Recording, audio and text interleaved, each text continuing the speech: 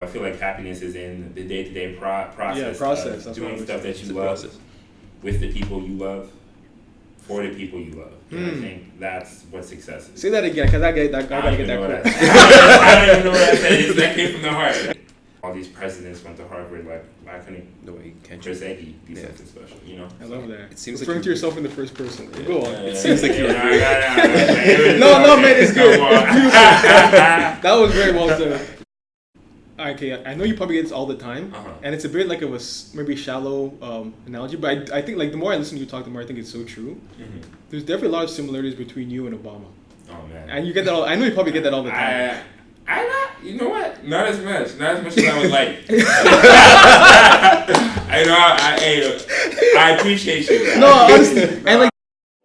Let's go. Check. She ain't gotta tell me what to do with it. I already know. Jig, you ready? Yeah, I'm ready. Chris, you ready? Yeah, I'm ready. Nikhil, you ready? Yeah. Alright, let's do it.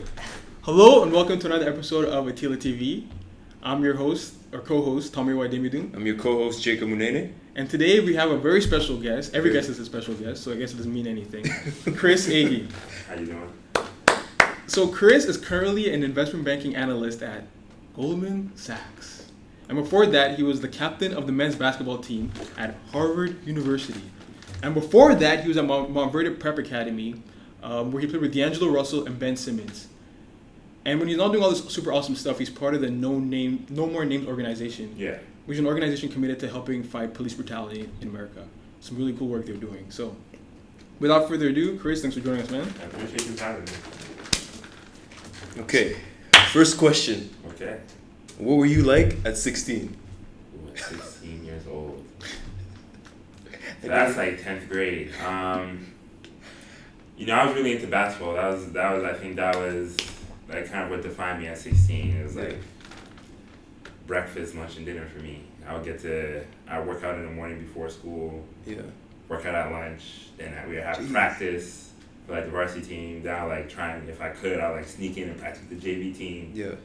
And then I like work out after school with like a trainer, and just like basketball is like lived, breathed, everything you could think about. Like it was basketball for me. And then and then I tried to prioritize my education as well at the same time. So I was a goofball, obviously. Like I was still figuring out everything, but I just had like a deep passion for basketball and a deep passion for learning, and I just tried to like actualize that in the things I did. But I was a clown, man. Like jumping around, just Taco Tuesday. Yeah, man. I'm still a kid at heart. I feel like I'll always be a kid at heart, and I feel like that's what makes life fun. But at 16, man, I hadn't. Even today, I don't have anything figured out. At 16, it's just like I just want to hoop and yeah. You said something interesting. Like you said that first of all you said that basketball was everything. Yeah. And then you said you prioritized school. Yeah. It's like which one were you actually prioritizing? Yeah, no. So I feel like school came a lot easier to me than basketball did. I feel like when I was young, I was like a really ardent student, like from like elementary school up, and that really set like the foundation so that like when I was doing algebra in high school or like doing more complicated things in high school, like it wasn't as difficult for me. So like obviously I would spend like the time it took to like get really good grades in school, and that was obviously a priority for my family. Like I was a competitor too, and we had like class rankings, so like I always wanted to be the number one person in my class, and that was like something I really wanted. But in terms of like where my soul really took me, it was basketball. In terms of like I wanted to play in the NBA, I wanted to be like the best basketball player of all time. Wanted to be the best player in Canada. Wanted to play on the Olympic team. Those were like the real goals. Like when I walked around the house like dreaming of my future, that's like what I was dreaming about. So I thought, when I started playing basketball, I was super trash. Like, I started playing seriously, like, when I was 13, 14, and, like, cannot, like, walk and chew gum at the same time. And so basketball came a lot less naturally to me. Obviously, I was super tall. I was, like, 6'5", like, at the end of 8th grade. What? So, like, I was a big boy. How tall was LeBron in 8th grade? I don't think he was 6'5". I don't know. Anyway, But, so basketball came a little bit harder to me in terms of just figuring out how to play the game, all the fundamentals, because I started a little bit late. And school is something I had to, kind of set the foundation for. So, like, school was a priority for me. Yeah. But, like I said, like, my soul was souls with basketball. Yeah. Did you grow up in Nigeria? Or Yeah. a part of your childhood was Nigeria? No, I've never been. Yeah. But You've never been to Nigeria? I've never been. Wow. So it's like, that's something I really want to do in like the next year or so. My mom hasn't been back in a while too, so I want to make a trip for like the two of us probably to head back and meet family. But I feel like I grew up in Nigeria North. No, yeah. Up in Toronto, you know, Yeah. and I feel like growing up with a kid as two immigrants, you know. Yeah. You grow up in the culture regardless. Yeah. Yeah. Where like I was gonna go with that is you said you had class rankings, right? Yeah, I was surprised, but in Canada too. Yeah, in Canada. Yeah. So I went to a St. private Andrews. school, St. Andrews. Yeah. So every semester, I think every semester they would like announce the top 10 by your percentile in your courses. But that made you very competitive, not only in school but like outside of Yeah, school, I just grew up like me and my older brother, like we would just go at it. Yeah. I wanted, like, honestly, like a big basketball moment for me was like 8th grade. I started playing pretty seriously. Yeah. And I thought I was getting good, and I have this older cousin who's like a huge mentor to me, like a hero to me, like a second father to me. And he was like, "Oh, you think you're good?" He played football at Columbia, so he's like, "You think you're good?" He's like 6'2", like 260, whatever. And you're 6'5" at this time. I'm like 6'5", like super skinny. So he's like, "Let's play." Alright, so it's me and him on my driveway, and like my mom's watching, my brother's watching, everybody's watching. It's like, "Yo, Chris is gonna beat you. Chris is gonna beat you," and he beat me 7-0. And it's just like, when I was like practicing after that, like all I could imagine was like 7-0, 7-0. Yeah. It's like stuff like that. Just having that competitive family. Because like he told me, he was like, "I'm never gonna let you beat me at anything." My brother's the same way. Yeah. We compete at video games, school, basketball, soccer, whatever it was, we would compete. Yeah. And I think that bore out in academics too. Just wanting to be the best at anything you do. Mm-hmm. So you said St. Andrews College, prep school in Canada. And then so how do you go from St. Andrews, I hope I have this picture ready to go. Okay, I think I have it. How do you go from St. Andrews College in America to this? Ben Simmons and D'Angelo Russell at Mount Vernon. Today's episode of Atila TV is brought to you by Atila.ca. That's Atila. Atila is a website that helps students increase their chances of getting more money for school by making it really, really easy to find and apply to scholarships. You can find scholarships for all kinds of students. So for example, you can find scholarships based on your program. So I'm in engineering. So you can find scholarships for engineering students. You can even find scholarships based on the school you go to. So for example, I go to Western, go Mustangs. Find scholarship for Western students. And of course, if you make a profile, you just have to enter in this information once, and you can find scholarship for different demographics, or based on your activities. So obviously, man's are a soccer guy, so I can find scholarship for people who play soccer, who play different activities, singing, volunteering, piano, all that kind of stuff. You can even find scholarships based on your demographic. So let's say, for example, I'm a female, I'm a woman, or you're a female, you're a woman. You can find scholarships that are specifically for females. Or let's say, for example, like I'm black, so I could find scholarships even based on my race. So if I was black, African American, scholarships for black African American people. Or let's say, for example, I'm Indian or I'm South Asian. Find scholarships specifically for people who are Indian or South Asian. And let's say you finally found the scholarship you want.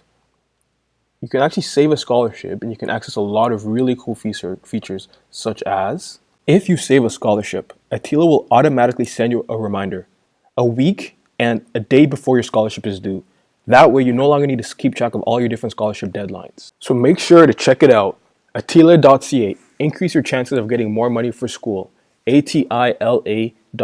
Yeah, so SAC was a great experience for me. It's like where I learned how to play basketball. Like those coaches were like real fundamental to me in terms of my development. And then, I started playing a little bit outside of school. So I played on a OBA team, so Ontario Basketball Association team called St. David's. Yeah. I played for Bounce. And then I played for Bounce for AAU afterwards, and Team Ontario, Team Canada, all that stuff. And as I started to play for like some of these more high-profile teams, for example, Bounce, we played in the the EYBL, which is like a Nike league. Like a lot of college coaches come. I played pretty well at a few Nike events, and I think the coaches at Mount Vernon, started to hear my name and come up as like a player out of Canada that could be a good fit for the team. And I started like getting noticed in terms of like rankings, etc. Make sure it's still recording. So they saw me play, and they're like, we feel like you'd be a good fit for the team. That just won the national championship the year before. Yeah. They beat. So that's how I kind of found out who they were, because they beat Tyler Ennis, I think, or I forget whose team it was, but it might have been Tyler Ennis's team, St. Benedict's, in the championship game. This guy, Jalen Patterson, I ended up playing with, he hit like a buzzer beater 3. I'm like, oh, who is this school? Ben Simmons just came over from Australia. He played in that tournament. So it's like, they're kind of up and coming. Mm-hmm. And then they won the national championship, get a call from, the coaches, like, we'd love to, have you out at the school. I applied and gone to the school. And, anytime you get a chance to play for, like, a coach like Coach Boyle, yeah, who's, like, Coach Ben, D'Angelo, Kyrie, Michael K. Gilchrist, Joel Embiid, like, this guy's, like, the GOAT of high school coaches. Yeah. Like, I was like, and, like I said, I wanted to play professional basketball. I thought, like, it really hurt me to leave St. Andrews, because, like, that's kind of where I grew up. I was there from, like, 7th grade to 11th grade. Yeah. I, like, lived there, basically. It's like, I learned how to play basketball there. I, like, had my first girlfriend while I was there. Like, all that stuff was, like, going from being a boy to a man. Like, went through that process there with, like, a select group of friends. And it was tough for me to leave home to make that decision to, like, move all the way to Florida, but like I said, like, I had a passion for the game of basketball, and I thought it'd be the best opportunity for that. So, ended up playing with a couple guys who ended up being pretty good. Pretty good is an understatement. Yeah. When he gets a jump shot, then he'll be really good. Yeah, you saw the videos, right? In pickup, That's not. He can shoot. It's just like a matter of just confidence. I think. Game. Yeah. He would cook a little bit in high school with the jumper. Really? So, yeah, in practice and stuff. So very talented.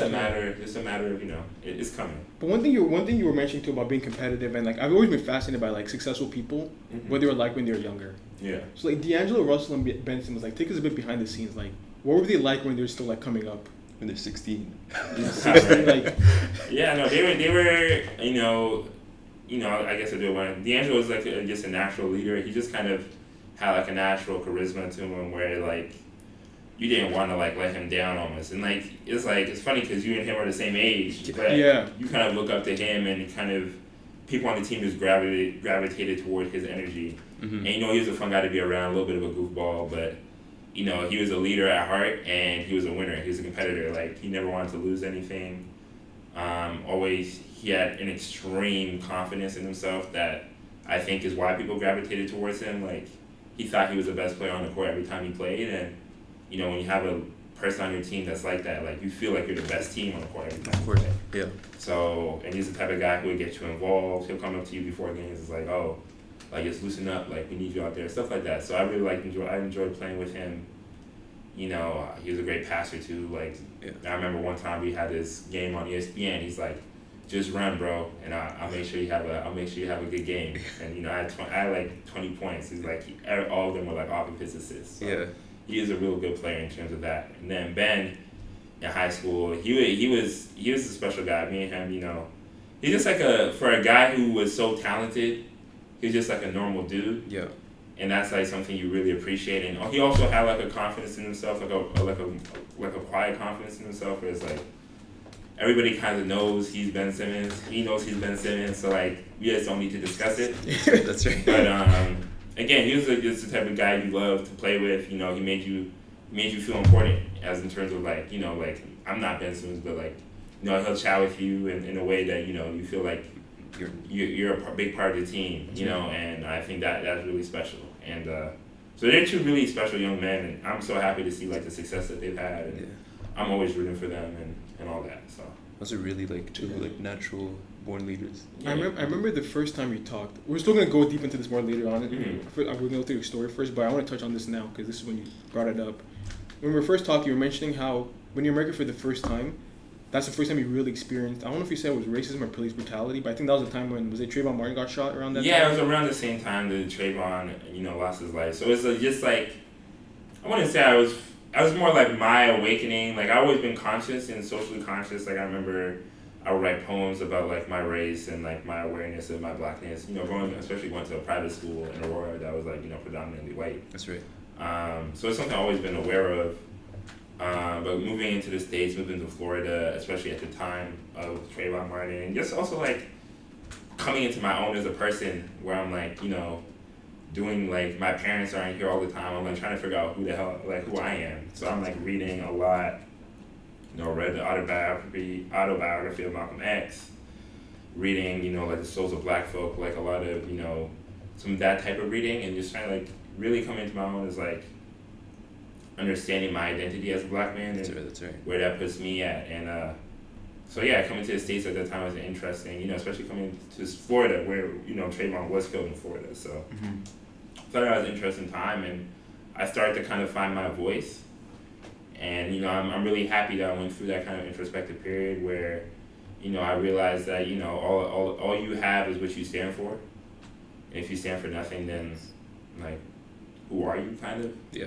And I kind of came to that realization, And it was interesting because a lot of this stuff happened in tandem with, like, me making the decision to go to Harvard, where, like, I'm finding my voice, but I'm also, like, I guess, like, understanding that I was going to Harvard and going to be in the situation where, like, this is, like, you're supposed to become a leader, it's supposed to be, like, it kind of gives you this, it's kind of this stamp of approval of, like, yeah, you have potential. And just, like, at that moment, it's like Harvard was kind of like this mystical land where anything could happen. And it's just, like, I kind of entered this period of just, like intense intense creativity and just, thinking of different things I could bring to the world because, if all these presidents went to Harvard, like, why couldn't Chris Eggy be something special, I love that. It seems referring like to yourself in the first person. Go on. It seems like you're No, man, it's good. It's beautiful. That was very well said. It seems like you were really self-aware from a young age. Like I was saying, it seems like you were very self-aware when you were younger. And do you think that was that happened because you moved out so early? I think it's a combination of things. I feel like my parents really cultivated like an environment of like really kind of always kind of being a little bit self-aware. Like there's this video of me as like a kid, and basically me, my brother, my sister, my mom, and my cousin are like putting us through like this presentation. That's right. Yeah. Where we're like all have to like present using this phone prop, and we have to talk about like what we want to be when we grow up and like how we're gonna do it. And I'm like talking about how like when I grow up I want to be the CEO, I want to be the manager of the Chris Empire.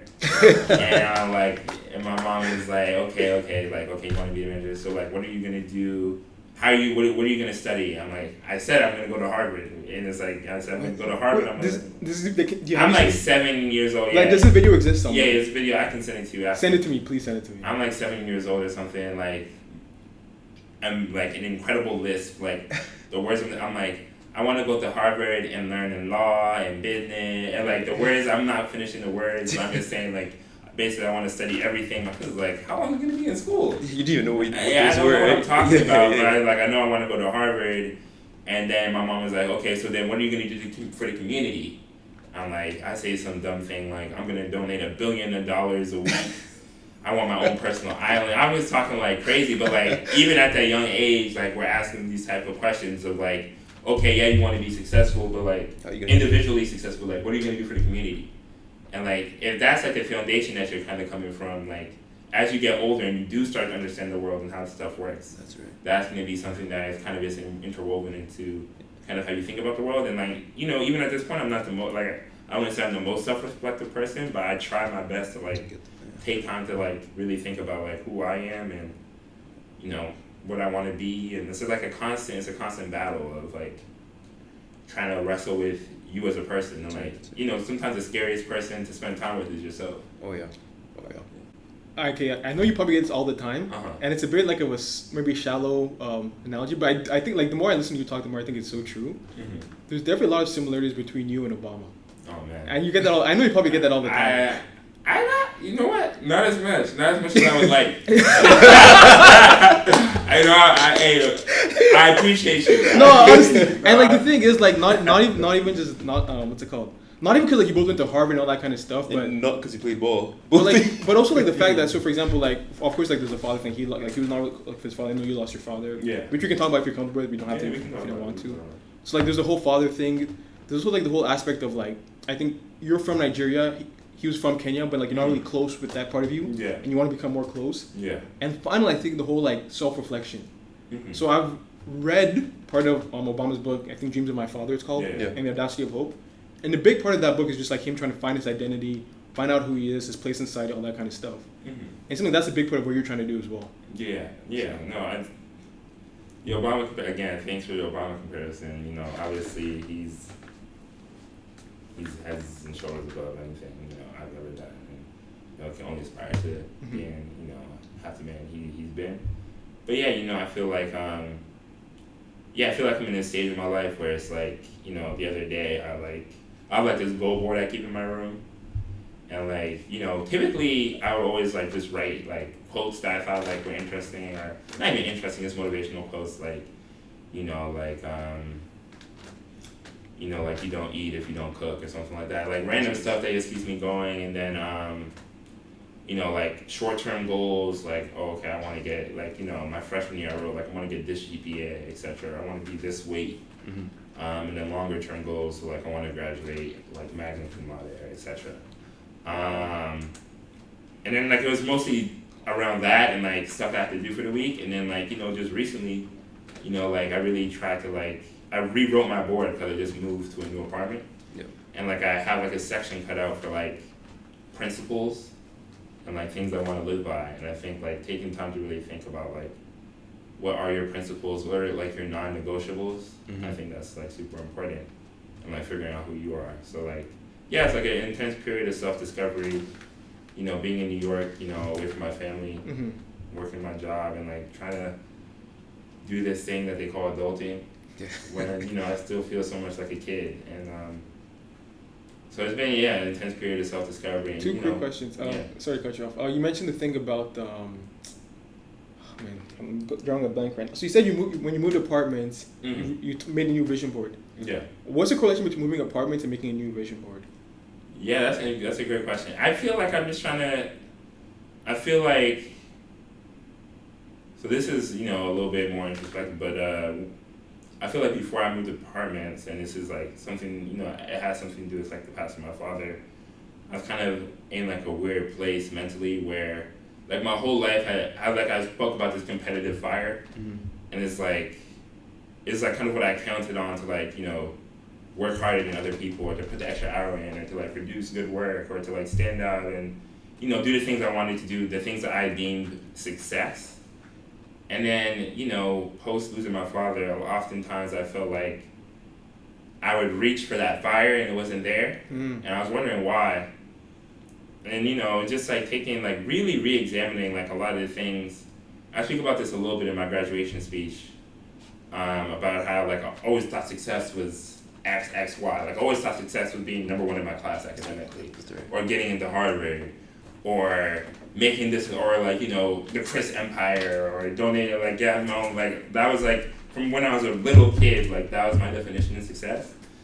And like I feel like I've been in like a constant period of redefining what success is. And I feel like in conjunction with moving apartments, I wanted to like reorient what success meant to me and the stuff I put on my vision board to coordinate around what my new definition of success is and what my evolving definition of success is, you know. So if you don't mind, can you say what that definition of success is?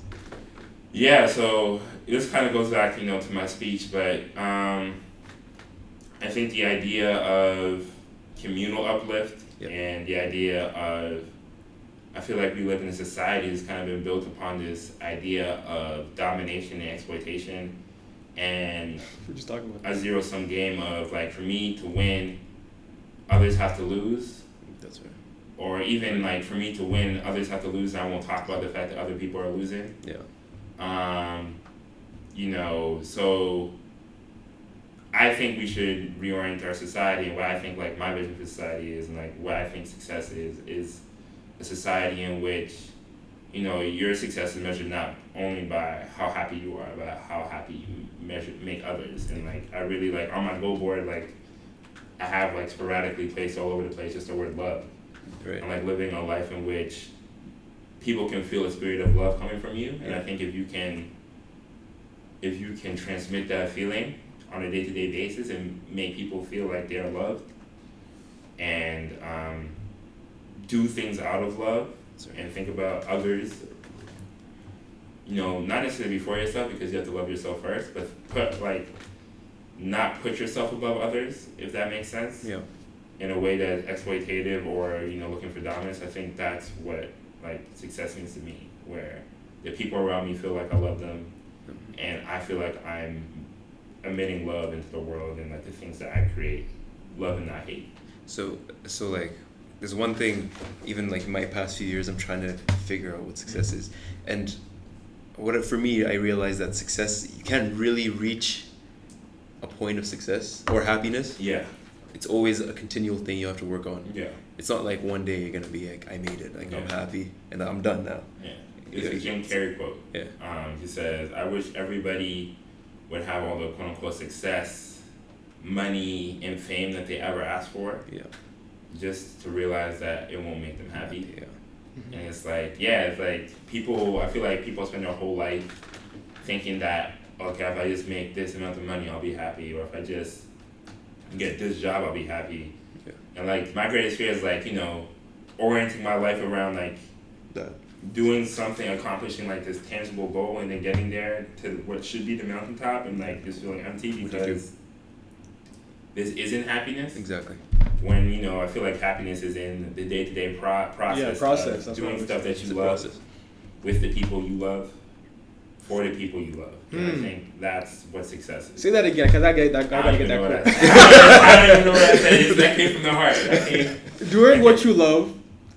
With the people you love, for the people you love. Yeah. I love that. That's a good one. Yeah. That's a good one. So let's go back to your story. So, Montverde Academy, Ben Simmons, D'Angelo Ross, you guys are dropping buckets. Time to decide university. Yeah. Why Harvard?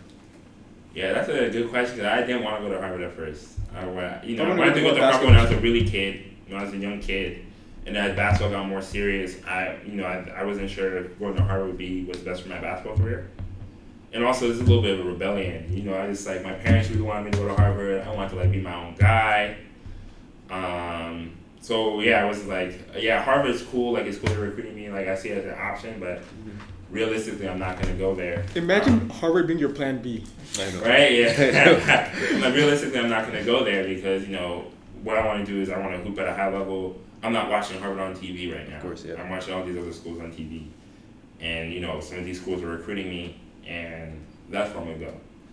And then, what ended up, helping me make the Harvard decision was just a combination of just, the coaches just really cared about me as a person. I think that was, the main thing. I ended up going on my Harvard visit first of all my official visits. So I scheduled 5 official visits. So it's Harvard, Vanderbilt, Stanford, Cal Berkeley, and University of Washington, and then I was planning maybe an unofficial to maybe University of Virginia, a couple other schools. Great. And Harvard was my first visit, and we went around the campus. I met the guys on the team. I really liked the guys on the team, and then me and Coach Amaker, who is a father figure to me now, and I really have the utmost respect for him as a person. We sat in a room, and he just gave me his vision for basketball, and spoke about how when Coach K came to recruit him, they were building something and they weren't yet a high profile team at Duke, but they were onto something. Right. And he thought that having someone like that on their team would help take them to the next level, and how he felt the same way about me. But just beyond that, just he just seemed like a genuine dude that if I gave him the next 4 years of my life, I wouldn't regret it. That's right.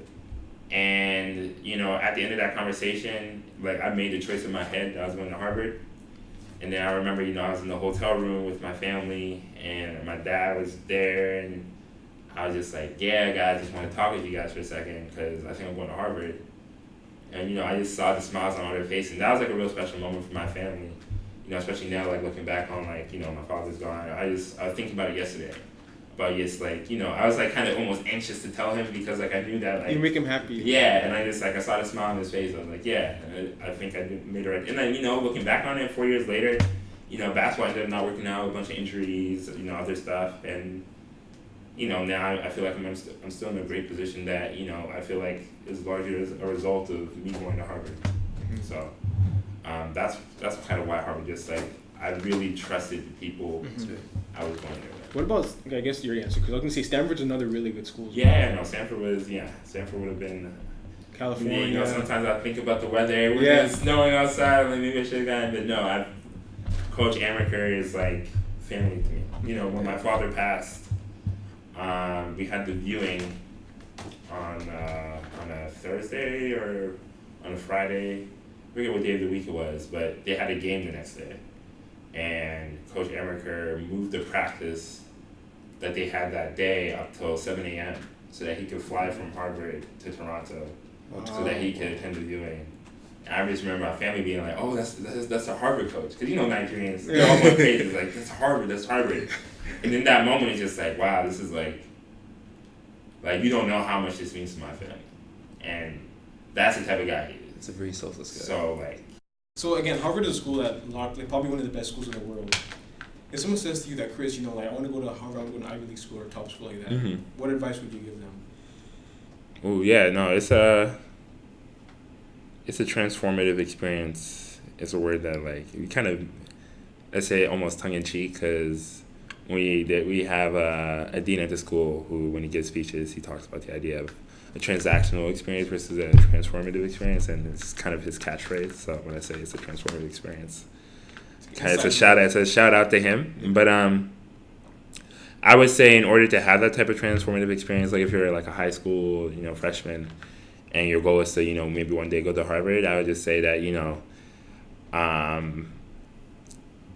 feel like if you set your goals on being the type of person that you think would get into Harvard, which is just, you know, being just like someone, I feel like Harvard tries their best to cultivate a class of like special human beings. And I think like if your focus is, you know, less on getting into Harvard and just focusing on becoming a better person, whether that's learning more, focusing on your academics, becoming more well-rounded by, you know, academics, sports, extracurriculars, giving back to your community. I think if you do all that stuff with like the right intention, and that intention not necessarily being going to Harvard, but being like a better you, because like I was like, yeah, I would love to get into Harvard, but like, you know, a lot of the stuff that I did that got me into Harvard, like I did independent of getting into Harvard, and independent of a focus on getting into Harvard. It was like, I want to be the best basketball player I can be. I want to like be the top student in my class. Like those were like personal things that I wasn't doing to impress Harvard. I was doing it because I wanted it. Yeah. And like I think setting those type of personal goals were like, this is something I really love, and like I want to excel at this. Yeah. I think that's the type of stuff that'll get you into Harvard, whether that's music, whether that's academics, whether that's, you know, you're passionate about cancer research in high school, that's something that you're already doing. Yeah. Like having also the mentality that like age is just a number. Because like honestly, like I feel like that's one of the biggest myths out there, the idea of like you have to be a certain age to do certain things. And honestly, like I wish I'd realized this earlier.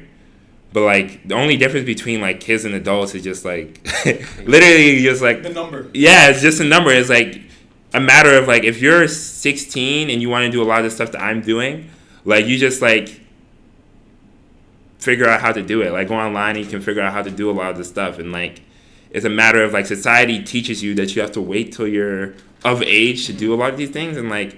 No, it's just like you have to wait until you're of knowledge to do a lot of these things. And as long as you take the time to be of knowledge to do these things, you'll be surprised. You'll be incredibly surprised at what you're able to accomplish. I was just in New York at the headquarters of this, you know, startup called Juve Consulting.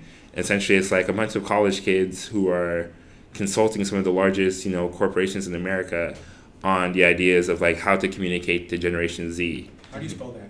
JUV, okay. Juve Consulting. So I was like, yeah, and it's like they started, the founders, I think he started like his freshman year of college or maybe even before college, and it's like, yeah, why not start a company? Why not do a lot of these things? And, you know, I understand that, you know, certain people live within certain conditions that, you know, it is a privilege to be able to do some of this stuff. That's right, yeah. And, like, acknowledging that fact that, like, certain people live within conditions where it's hard for them to do that stuff. But, like, you know, there's I think it's an MLK quote where he talks about, like, if you're if you're someone who dusts, like a broomsman, yeah. Like make sure that when you die on your grave it says, "This man with a broomsman, and here lays a man who swept well," something along those lines. And this is an extreme paraphrase of the quote, but like, you know, the basketball equivalent is like be a star in your role. Yeah. find what your role is, find out what you can contribute, and be a star in that. That's right. And that's what I think, and at no point did I mention like admissions criteria. These are all introspective things, and then I feel like if you focus on a lot of that stuff, then like, the ancillary stuff like test prep is important, etc. Yes, yeah. But I think if you focus on like some of those more introspective like you stuff, if you focus on you'll be surprised at what you can do. Yeah, and like I was gonna say, that also ties in with, what is it? Luck is preparation meeting opportunity. Preparation Yeah. is opportunity. Yeah, I think like I mean, some people it's not the right time for them. Yeah. But if they've been always preparing for it. I would like to say I stay ready, so I don't have to get ready. that's a Tommy Amaker quote right there. Really? Yeah, so that's one of his. You thought you That's were one of gonna- his favorite I quotes. know, but I say it all the That's time. one of his favorite quotes. Yeah. So yeah, I would say stay ready so you don't have to get ready. It's hard to get into Harvard. Like it's like rolling a dice. Like you could be super qualified and not get into Harvard, and if you're so focused on getting into Harvard, like you might miss other opportunities. Yeah. But if you focus on just being exceptional, like maybe you don't get into Harvard, maybe you go to another school, maybe you don't need school, maybe your route is something different. Yeah. But if you focus on you, like Harvard is always going to be a possibility, and like if it ends up not happening, you'll still be able to be happy with who you are. Yeah. This is, have you read the book The Subtle Art of Not Giving an F? Yeah. I have not read it, but I've been meaning to get it. Yeah, there was one part of the book he was talking about how he was talking about financial success, and he was talking about how people who strive to get money, their main goal is to get money, they never do. But the people who try to help others and better themselves and not necessarily direct their focus just on money, it gets to that. They get to that point, right? Yeah. Without really meaning to do it, and that's very similar to how you do Harvard. Another question I had: you have consulting. What were you doing there? We were just talking about like some of the stuff I do with No More Names, and kind of, I've been in contact with them. They connect us with like some of the college campuses that we work with, etc. So we're just chatting about the next generation and like the impact they can have, and like this general idea that like young people, like the untapped potential of young people because of this myth that like young people aren't capable, when like they are entirely capable, and like in like a digital age where like to be efficient in this world, you have to be able to use a lot of the technology that young people are growing up with that the last generation didn't grow up with. Yeah. Like they are maybe more capable, and that is something that I'm really passionate about, the idea of like really unlocking the power of young people, and in particular young people of color, who I feel like you look at Wendy's Twitter's account, it's like a black kid tweeting, you know what I mean, like all the slang that they use, all these corporations, all the words that they use it's like black culture. Dude, it's interesting you mentioned that too. I was listening to a podcast a while back, and they were talking about how something people take for granted is the fact that now black culture is cool. Mm-hmm. Like look at like rap music now is like if you look at what's the most dominant genre of music right now, rap music. Yeah. What's the most dominant genre of what's the most dominant sport right now? Basketball.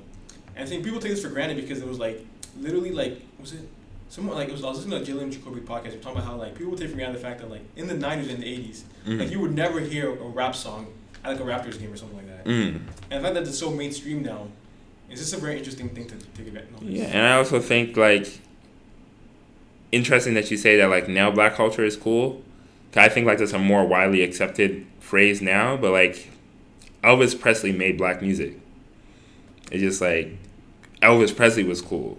Yeah. Because he wasn't black, if you know what I mean. Like black culture has always been cool, and I think that like even nowadays like it's still you still see what's the word appropriation, but like it's always been cool. Like it's just been who we accepted the message from. Is like if it was a black man making a lot of these songs, for example, maybe Lil Nas X. Yeah. You know what happened with that, right? You know what happened with Lil Nas X? With his country. Yeah. Oh, Lil Nas. So basically, for people who are watching who don't know what happened, so Lil Nas X dropped a song. I think it went to the top of the country music charts. They said, but it's not country music. Yeah. But again, of course, Lil Nas X is a black guy. Yeah. So what happens? Billy Ray Cyrus hops on the track and then say, okay, now it's country music because Billy Ray Cyrus is on it.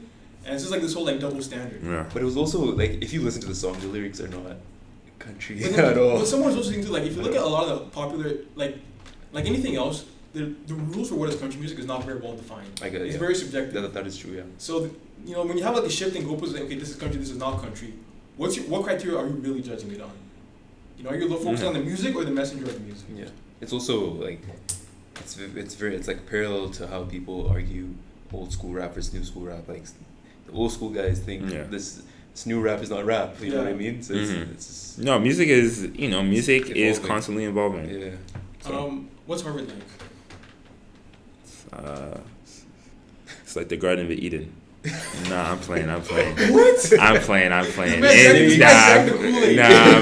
playing. It's an interesting place. It's a challenging place. It'll teach you a lot about yourself. There's a lot of positives.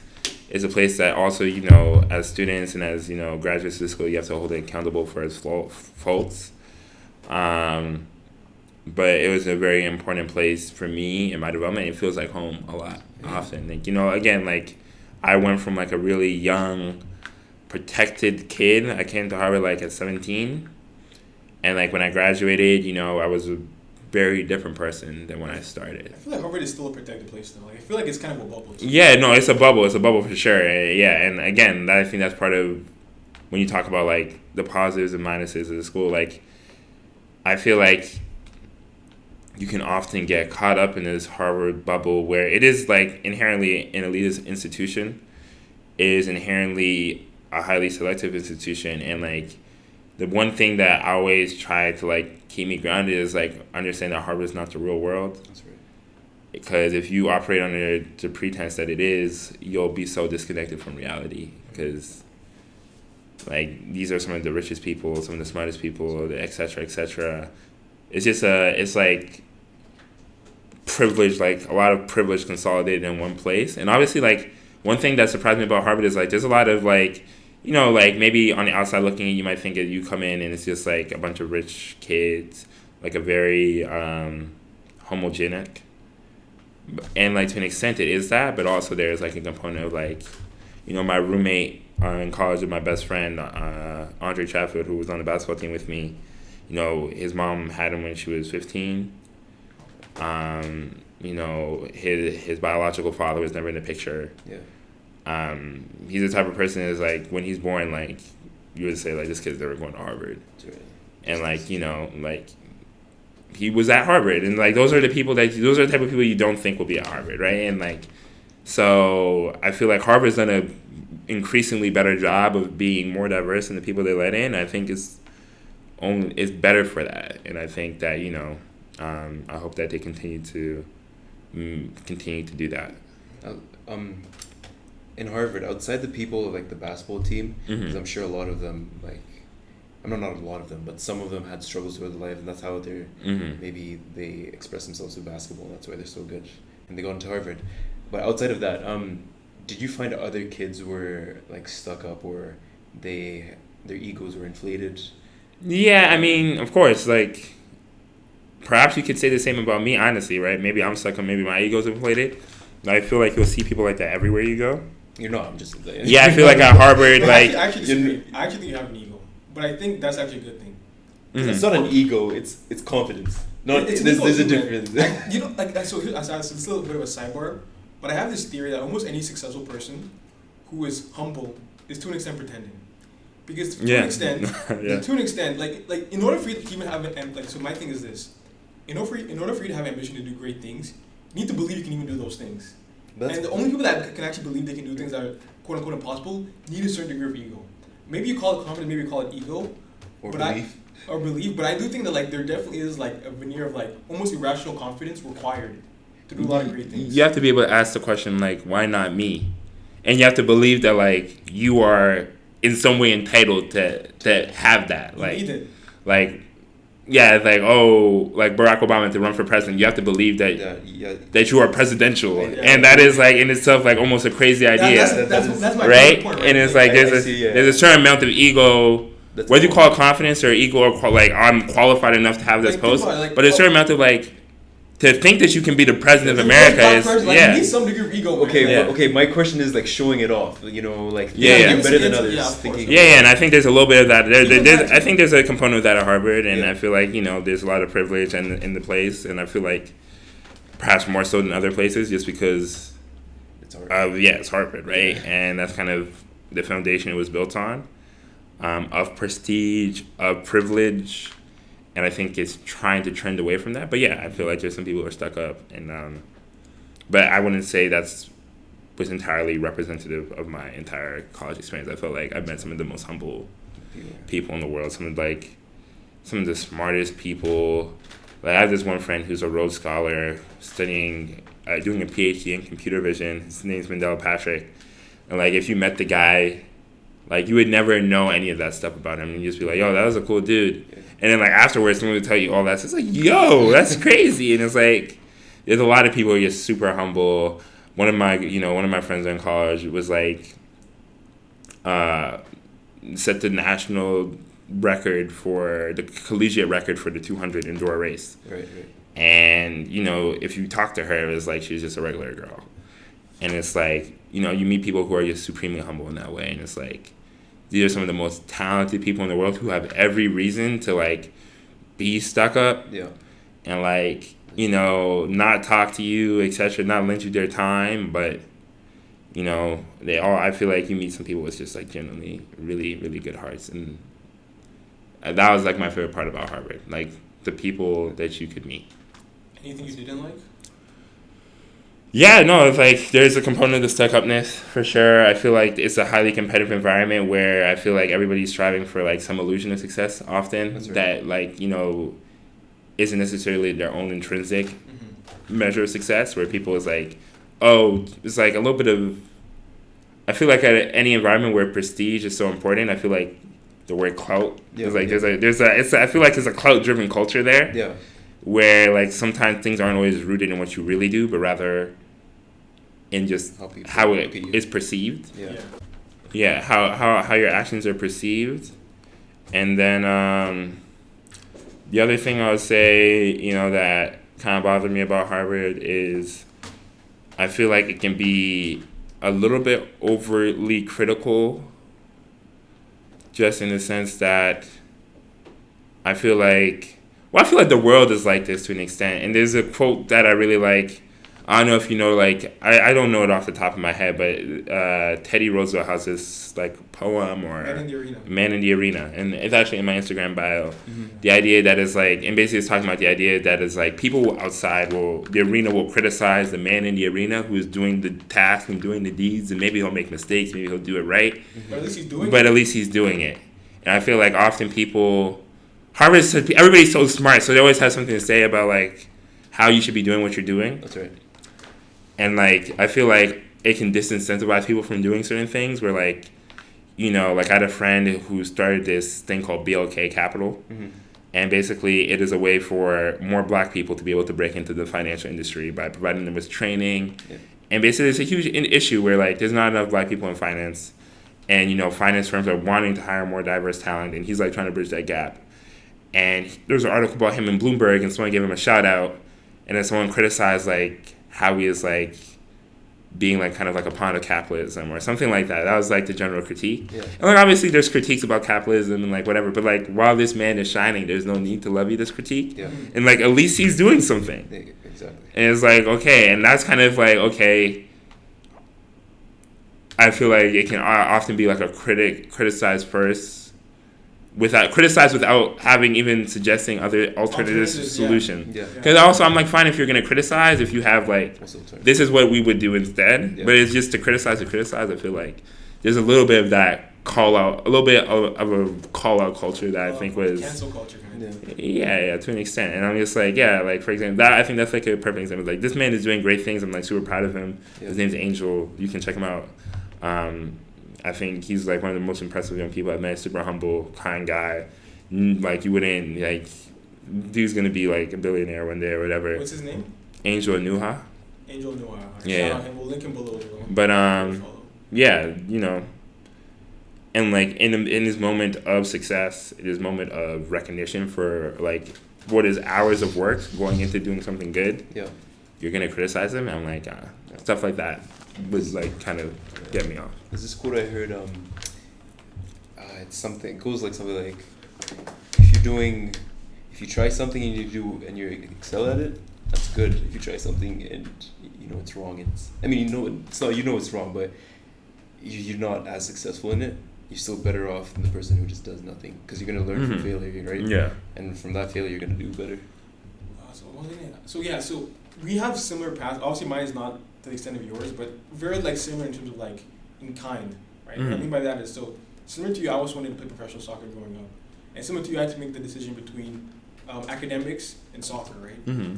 Same thing happened to me. So you got a concussion in university. Yeah. I had a concussion. No, not concussion. Sorry, I had a knee. I tore my ACL, my MCL when I was in high school, and basically I had to make that very painful decision. Like, you know what? Like, professional soccer is probably not it for me.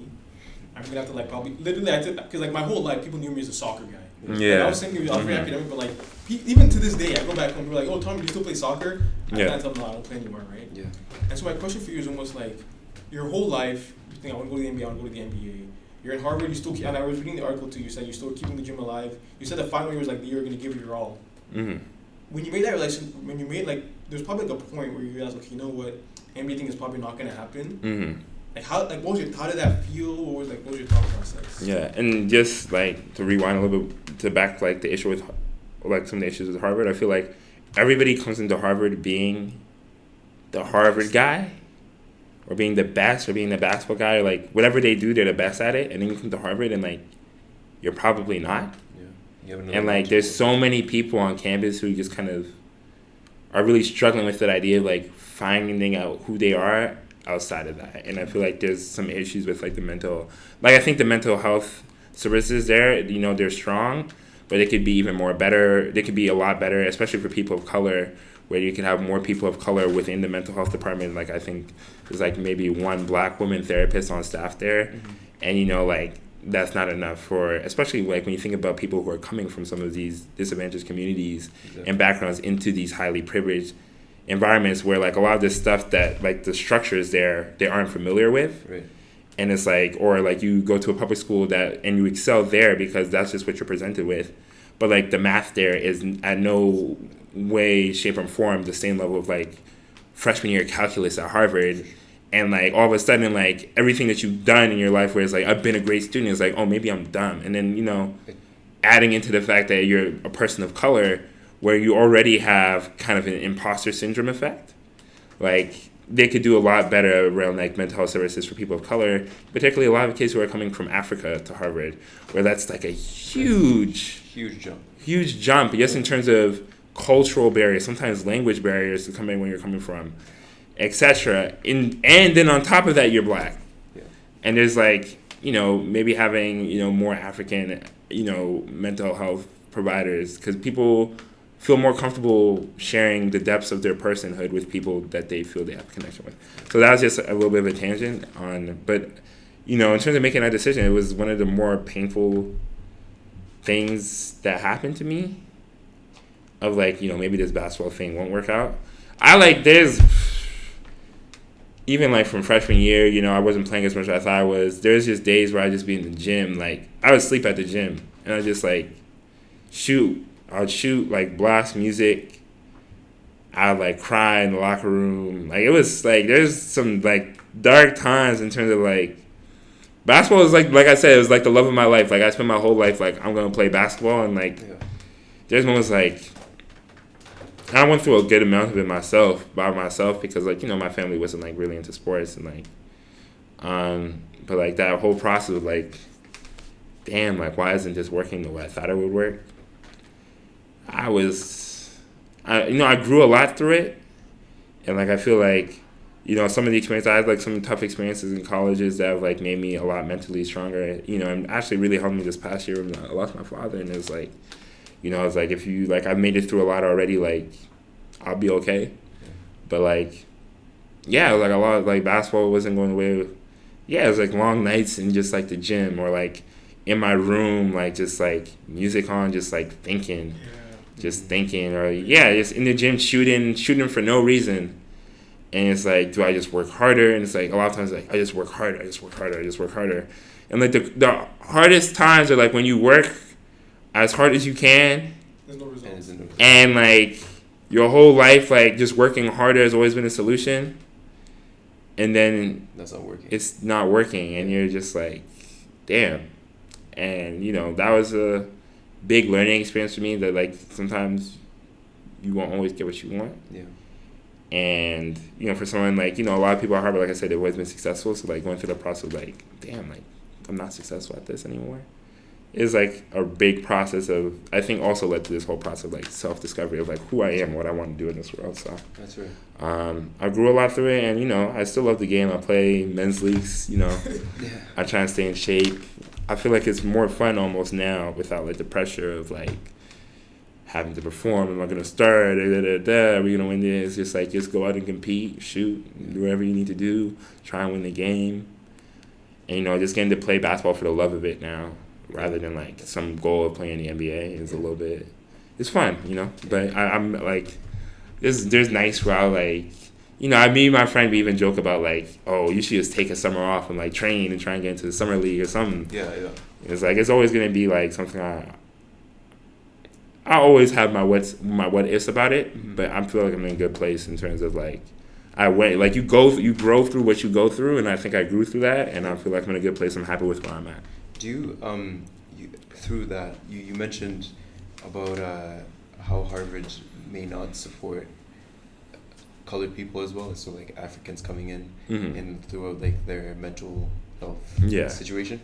But do you think some black people, I might be a delusional optimist, Mhm. but black people give themselves a mentality that they're worse than, I don't know, every other person, and that they have to work harder to. Like a lack of self-love in the black community? Yeah, no, or not. No, that's not the word. Like, Inferiority complex? basically, yeah. Because I feel like, for example, like in TD, like we had this lunch. I hope no one's watching from there. But we had this lunch. Mhm. It was just for black people. I went to it the first day. I mean, the first time I went to it, it was all cool. Like we Mhm. vibed. It was all cool.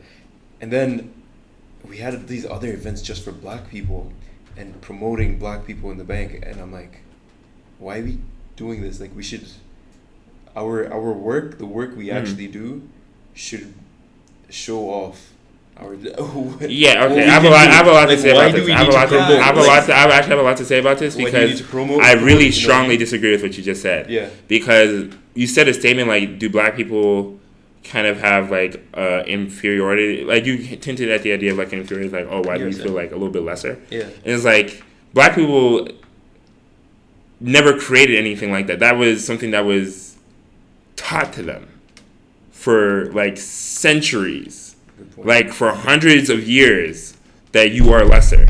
And we still live in a society where black lives are valued lesser. Black people are seen as less smart. I don't think I'm like, I don't think I'm being told constantly from the day I'm born that I'm less smart, to a point where like I was one of the top students in my freshman class at Harvard. I literally won an award for being one of the top 100 students in my freshman class. Yeah. And like a guy was struggling with an economics question, and he was asking for help, and I said, I could help you, and he said, nah, I'm good. Right? So that's not me having an inferiority complex. That is a society in which I am deemed to be inferior. So if you're growing up in a society that's deemed to be inferior, then you can produce the greatest work that you can produce work that blows people off their feet. That's right. Yeah.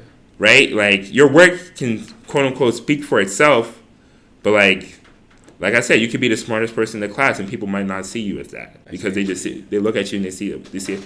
In this article, I talk about how like I was on a, you know, I was on this bus after getting to Harvard. Someone walked up to me and said, "This is the affirmative action bus," right? And it's like, I had like a 4.5 GPA in high school. What are you talking about? Wow, I was like the captain of the Canadian Junior National. Like, I'm qualified to be here. Yeah. But because you see my blackness, I'm automatically deemed inferior. I don't think black people think of themselves as inferior. I think they've been told they're inferior. And they know that they work in a society that structurally deems them to be inferior. So that even when, you know, there's a phrase, to be as successful, you have to work twice as hard. And it's like, you know, that's just that's like the society we live in. And I think those programs are necessary because to be able to succeed in a corporate America as a black person, there is a different game plan than if you were a white person. Yeah, that's right. I feel like there is just a different, I feel like it's just a different game. And that's just the way the rules have been written. Just like there's a reason Barack Obama was the first black president. Mm-hmm. There's a reason when he ran for president, we were questioning whether he was even a U.S. citizen. Mm. Why don't we question, like, Donald Trump, Ted Cruz or whatever, right? He was born in Canada, right? He was born in Canada. But Barack Obama, who was actually born in we were questioning his citizenship. Yeah. Kamala Harris, same things came up. Why Kamala and Barack had the same thing in common? Kamala's a different story. In terms of her citizenship? No, I think maybe. In terms of the birth, I don't know. I think the main criticism of Kamala Harris is that she's trying to play the black card. Kamala grew up Kamala and Obama is half black, Kamala's half Indian, Obama's half white. But it's almost like Kamala's only talking about the black part of her life. She's not talking about the fact that her Indian mother raised her and she also grew up in an Indian community. Yeah. I think that was a criticism of most of the criticism. No, I understand that's a large criticism of her, and like we can talk about whether that has its merits or not. But I think the fact that there was even a birther controversy around Kamala, and there's a birther controversy around Barack, who just happened to be black people with like non-American sounding names. Yeah. I wonder what they had in common. Mm-hmm. And it's like, again, like Barack was, Kamala is extremely qualified in terms of her political experience.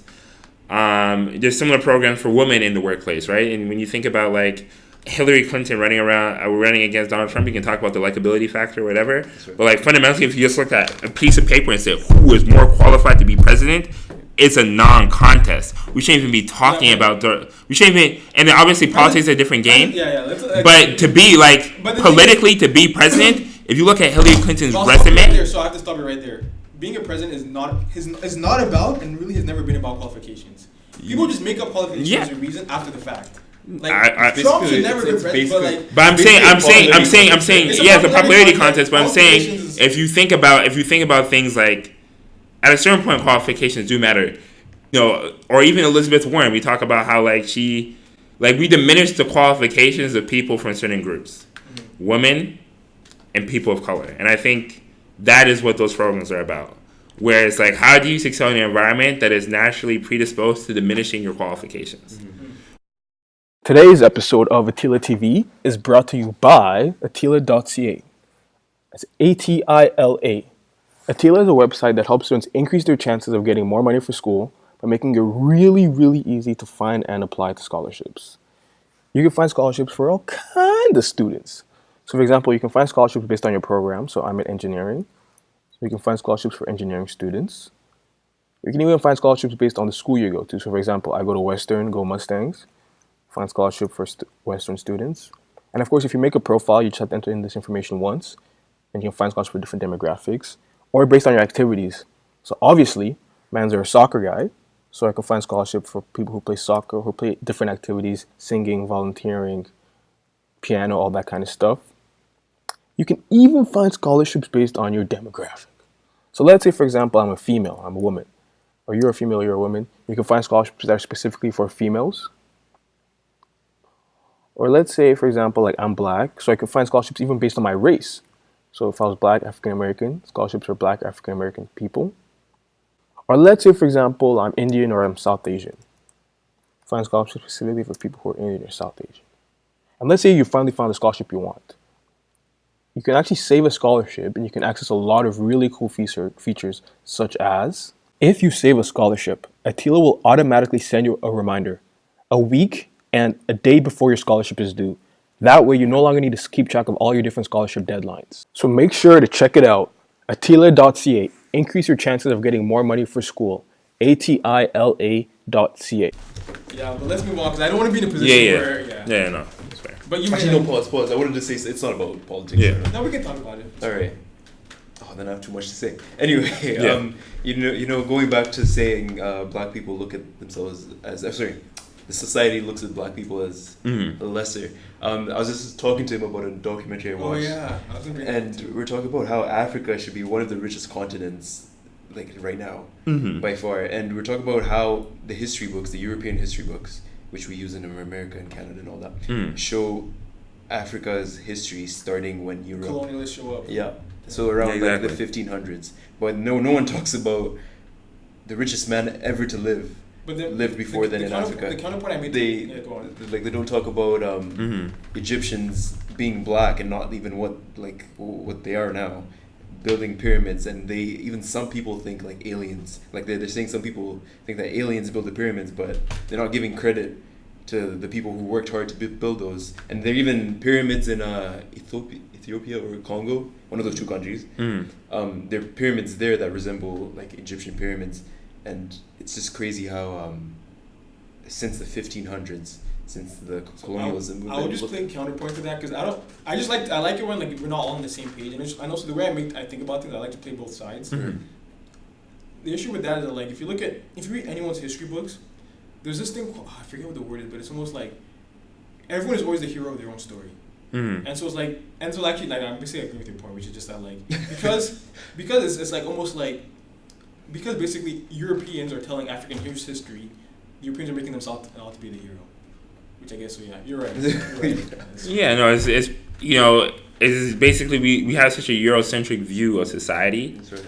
and that's inherently toxic. Yeah. Kind of like the imperialist, colonialist, Eurocentric view of the world. Yeah. That like teaches dark-skinned girls that they're ugly. Yeah. Because they don't look Because they don't have like hair. like white women. Yeah. Well, I'm not a white woman. Like I'm beautiful in my own way. Exactly. So like we have to understand that our society, not just a history book, but our society has been written in a world that is like designated for a Eurocentric gaze, and we live in a world that isn't necessarily Eurocentric. It's people-centric, and we have to understand that like everybody, we have to have a diverse gaze and lens of which we look at the world, in which we understand and celebrate the beauty and history of all Yeah. pockets of people. And what we need more of is like Obama.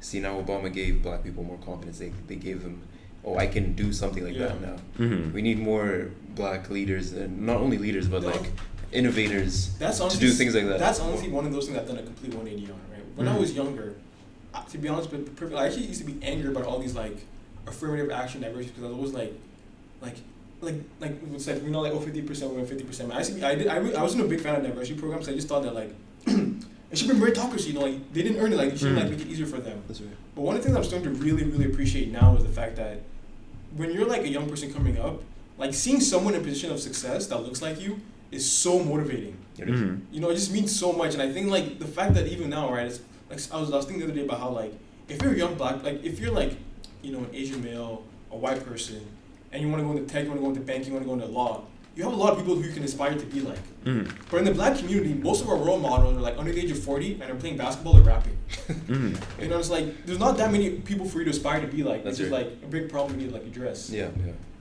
And so, yeah, that's enough of that. So just a random question. So when you were sleeping, you said you were sleeping in the office at.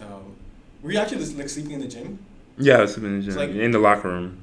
Yeah. It's like what was that like? So like you come in the night and then just like. I would come in, I'd shoot, and then like I don't want to go back all the way back to my dorm. I just, you know, there'll be just a couch in there, or sometimes I sleep on the floor and just like wake up the next morning, maybe shoot again, and then go back to my room. It's just like little stories like that I just find so fascinating.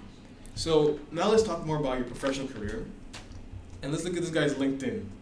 Special Situations Group, private capital investing at Goldman Sachs. You worked in Goldman Sachs now 2 summers. You worked at Bain. Mm-hmm. So there's kind of 2 ways I want to go with this. I don't know which one to start off with first. Well, I'll just start with this. first frick. You talk like, and then even listening to your voice, I noticed you get the most animated, the most passionate when you talk about things like diversity and race and all those kind of issues. But now you know you're working more so for corporate America. Mm-hmm. So like, why are you working for corporate America, which is fine, Mm. as opposed to like going to something more in the social impact realm? Yeah, that's a great question. That's a question I struggle with sometimes, honestly. I believe there's immense value in the experience of working in corporate America, and I feel like I've learned so much about finance, about business, etc. through my experiences in the workforce. I feel like especially at a young stage of your career, it's great to like learn within structure.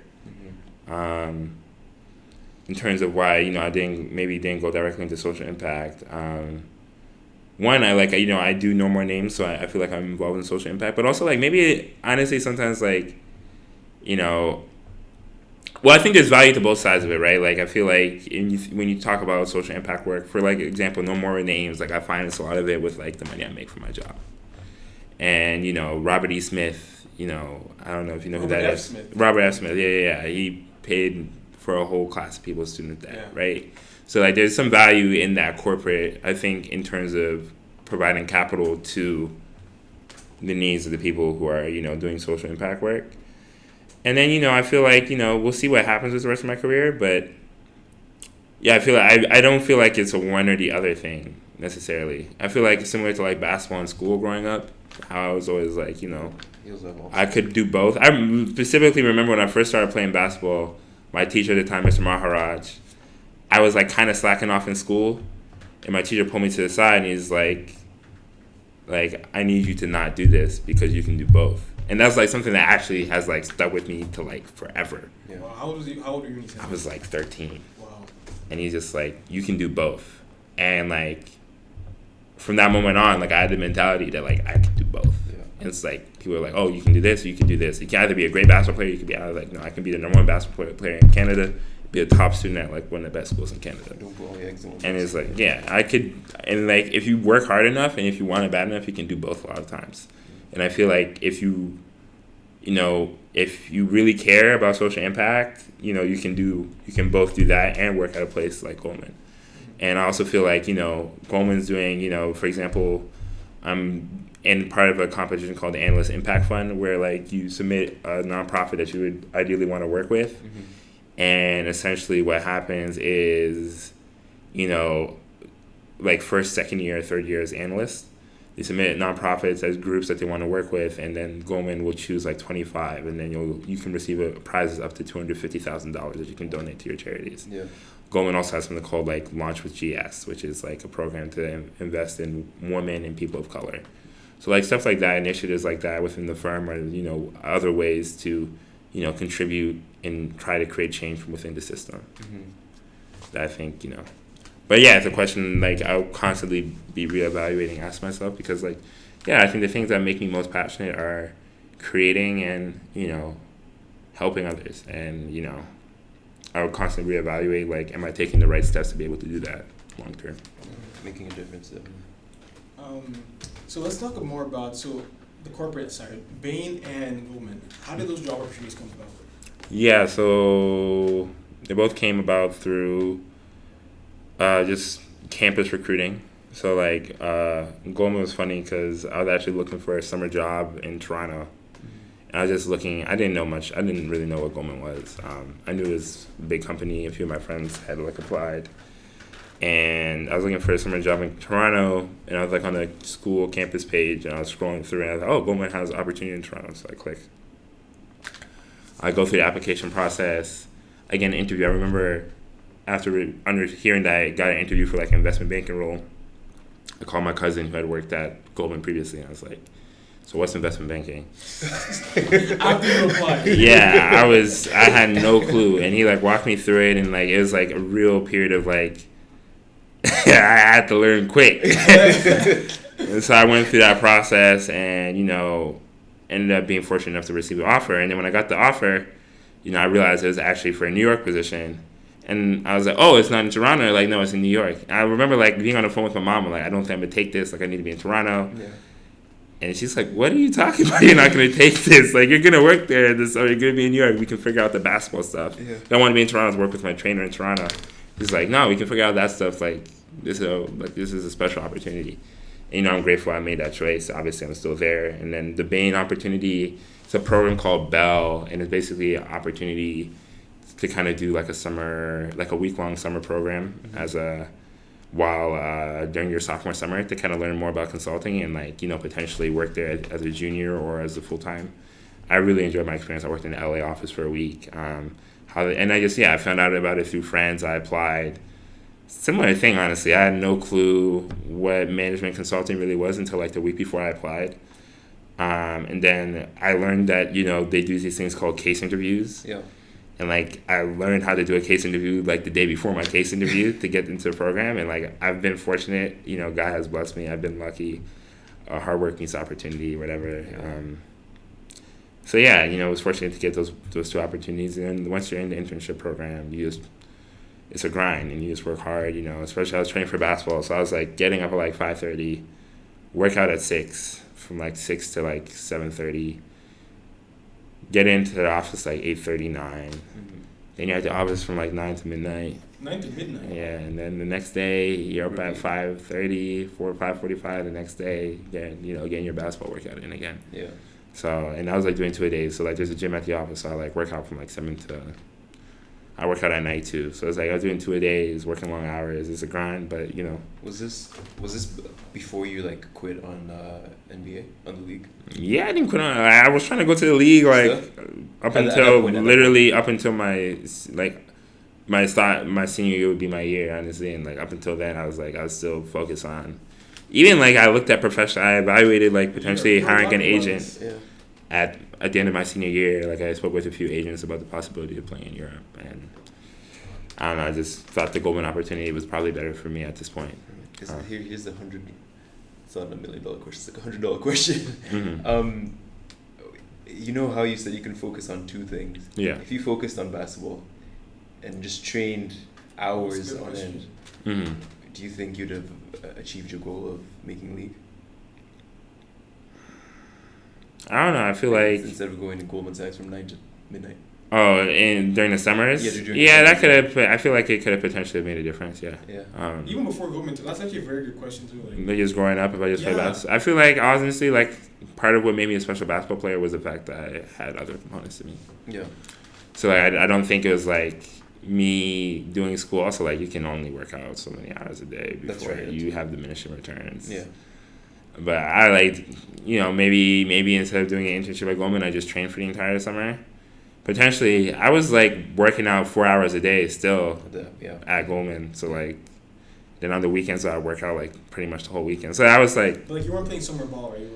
It was like maybe I could have slept more. That would probably be the biggest difference. Probably more on the court, all that kind of stuff. Yeah, so sleeping. Like the biggest thing I think was I was working really hard. Honestly, I was. And eating too, right? I was eating really well. Honestly, like I was probably the best shape of my life was before my sophomore year. Yeah. And then the second best shape of my life was probably before my senior year. And I was like, I put in the work. So you were able to balance both. Yeah. And at the end of the day, you'll never know, right? It's like you can ask all these questions. You can wax hypothetical and like, say I'd be in the league if I did this and did this. At the end of the day, I think like, I think if, without some of the injuries or if I just like, you never know. If a ball bounces a little bit differently one play, maybe, I get a little bit more confidence. That shot, we don't win the championship. Yeah, you can. Clippers, you can go down a bunch of spirals and, You never know where life will take you. This thing though, Harvard Valedictorian. How did this come about? And by the way, that little thing right there, that's fresh. I like that. Yeah, that was my look, man. I had to cut it off for work. Seriously? Oh, they told you that? No, they didn't tell me that, but I just didn't want to be the one guy in there with the one black guy. With the part, But maybe one day when I do my own thing, I'll bring it back. Yeah. That's like a life goal of mine. So there's a contest basically. So I went to graduation. One of my best friends on the basketball team, this dude Zena, was graduating the year before. And I watched his speech. No, he didn't give a speech, but I watched his speech for that graduation year. I was like, oh, this is super powerful. This guy gave a speech about the idea of, like, back in my day, about how his dad was telling him stories and how he was talking about how, like, his dad would talk about how hard it was back in his day. Mm. And then, like, the idea of, like, progress. And then hopefully one day he, like, aspires to the idea of, like, telling his son about how bad it was back in his day because that would mean that his son lives in a better world. Wow. And I was like, yeah, that's a really dope speech. I like that. Yeah. I was like, I would like to give a speech like that. So then when the opportunity came my senior year, they sent out like an email for like a speech competition. Yeah.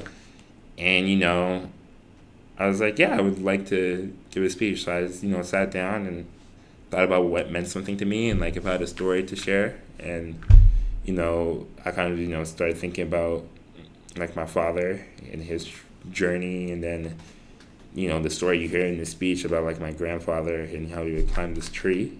Dreams of my father, Obama. And this like kind of lineage of like men, right, and like those connections, and kind of like my family story and like the roots in Nigeria and how they came here, and the idea of like uplifting each other, I think, and that goal, and then also talking about like kind of a catalyst for that in my life with like the loss of Michael Brown and like some of the stuff I've been working on No More Names at this point, just stuff that I cared about throughout college, and I wanted to like use that as an opportunity to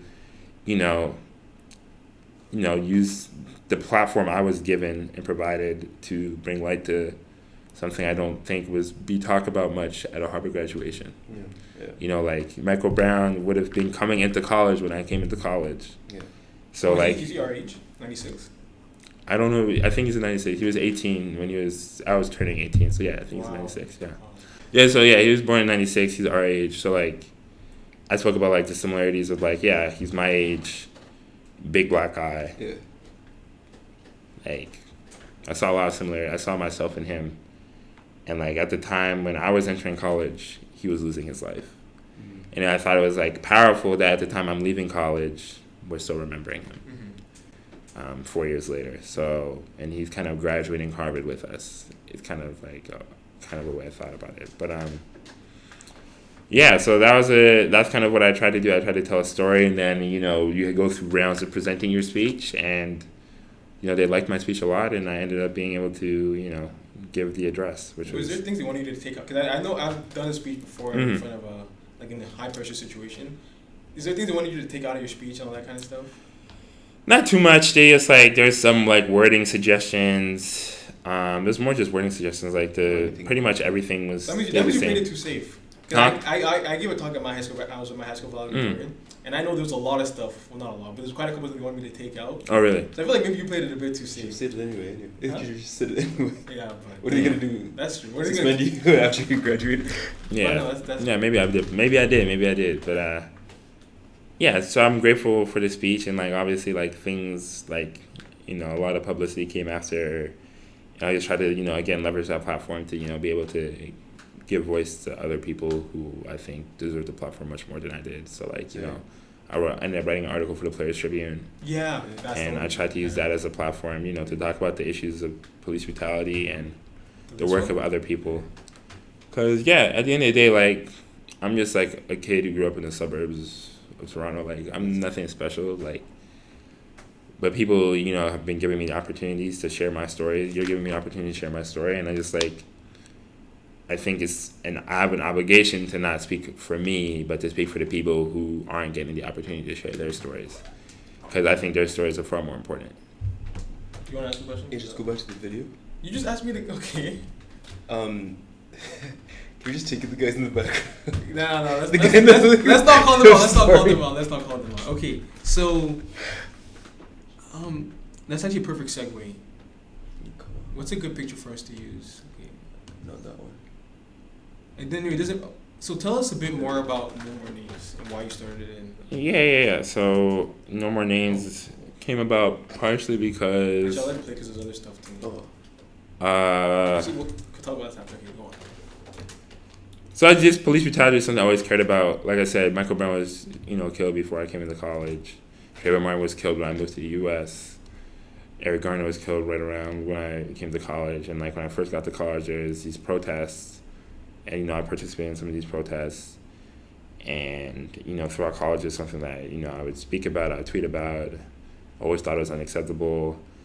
But I feel like I would talk about it, I would write about it, I wrote some poems, etc. But then, my senior year came, basketball season finished. And, right around that same time, Stephon Clark was killed. And, the initial reports were talking about how he got shot 20 times. And he was unarmed. And it was like, you shot him 20 times. And I was just like, wow, let's do something. And me and my roommate were literally just chilling in the dining hall. I'm like, let's do something. And so I'm like, why don't we the previous year we had run a fundraiser for a woman with breast cancer called Thank You Black Woman. And I was just like, okay, let's run a fundraiser, a benefit concert. And my friend's like, that's a lot of work, right? Mm-hmm. I'm like, nah, I can't be that much work. And then it ended up being a lot of work. And, I had no event experience. But, thankfully, I had, immense support from the administration at Harvard. I had immense support from a great team of people. Also, interesting enough, right at that time, when we decided to do this, a Harvard student was beat by the police, which just, raised the stakes to a whole other level. So we ended up being fortunate enough to bring in Vic Mensa. He performed, he spoke, and we had a bunch of student performers. We raised $7,000 for the event, a little bit over $7,000, and that was kind of the start of No More Names. Just the idea that Stephon Clark was just another name in this list. I could a lot of most black people can recite a list of names Tamir Rice, Ayanna Stanley Jones, Walter Scott, Oscar Grant, Eric Garner, Sandra Bland. A long list of people, and it's just I want my kids to grow up in a world where there's no more names, and that's kind of the impetus for the org. And then this past year, after we ran the event, I fell asleep on my friend's floor. I was so tired, but then the next day I was like, yo, we could do this other places too, So that was the idea, and then we ran events at Harvard this year, Princeton. We ran an event at Brown with Meg Thee Stallion, Dartmouth with Roy Woods, Columbia with Aton Thomas and Emerald Garner, Yale with Dave East and Aton Thomas. So we ran all these events. It was just a matter of connecting students with the issue, with people who are dealing with the issue, with artists and influence, and it's kind of what we did, man. We had a National Day of Remembrance in February where people would share on their stories the names of victims. And then we just yesterday we helped organize a memorial event in Harlem with our memorial event in Harlem with I've had the privilege of getting closer with Emerald Garner, who's one of the most impressive people I've ever met. She's just a special person, and we've just been trying to help her out in her quest for justice. So that's kind of what we've been doing. We hope to continue to spread our work to more schools and connect more students with organizations doing good work. Because I think what we can do is function as kind of a bridge between young people and the work that's being done. That's right.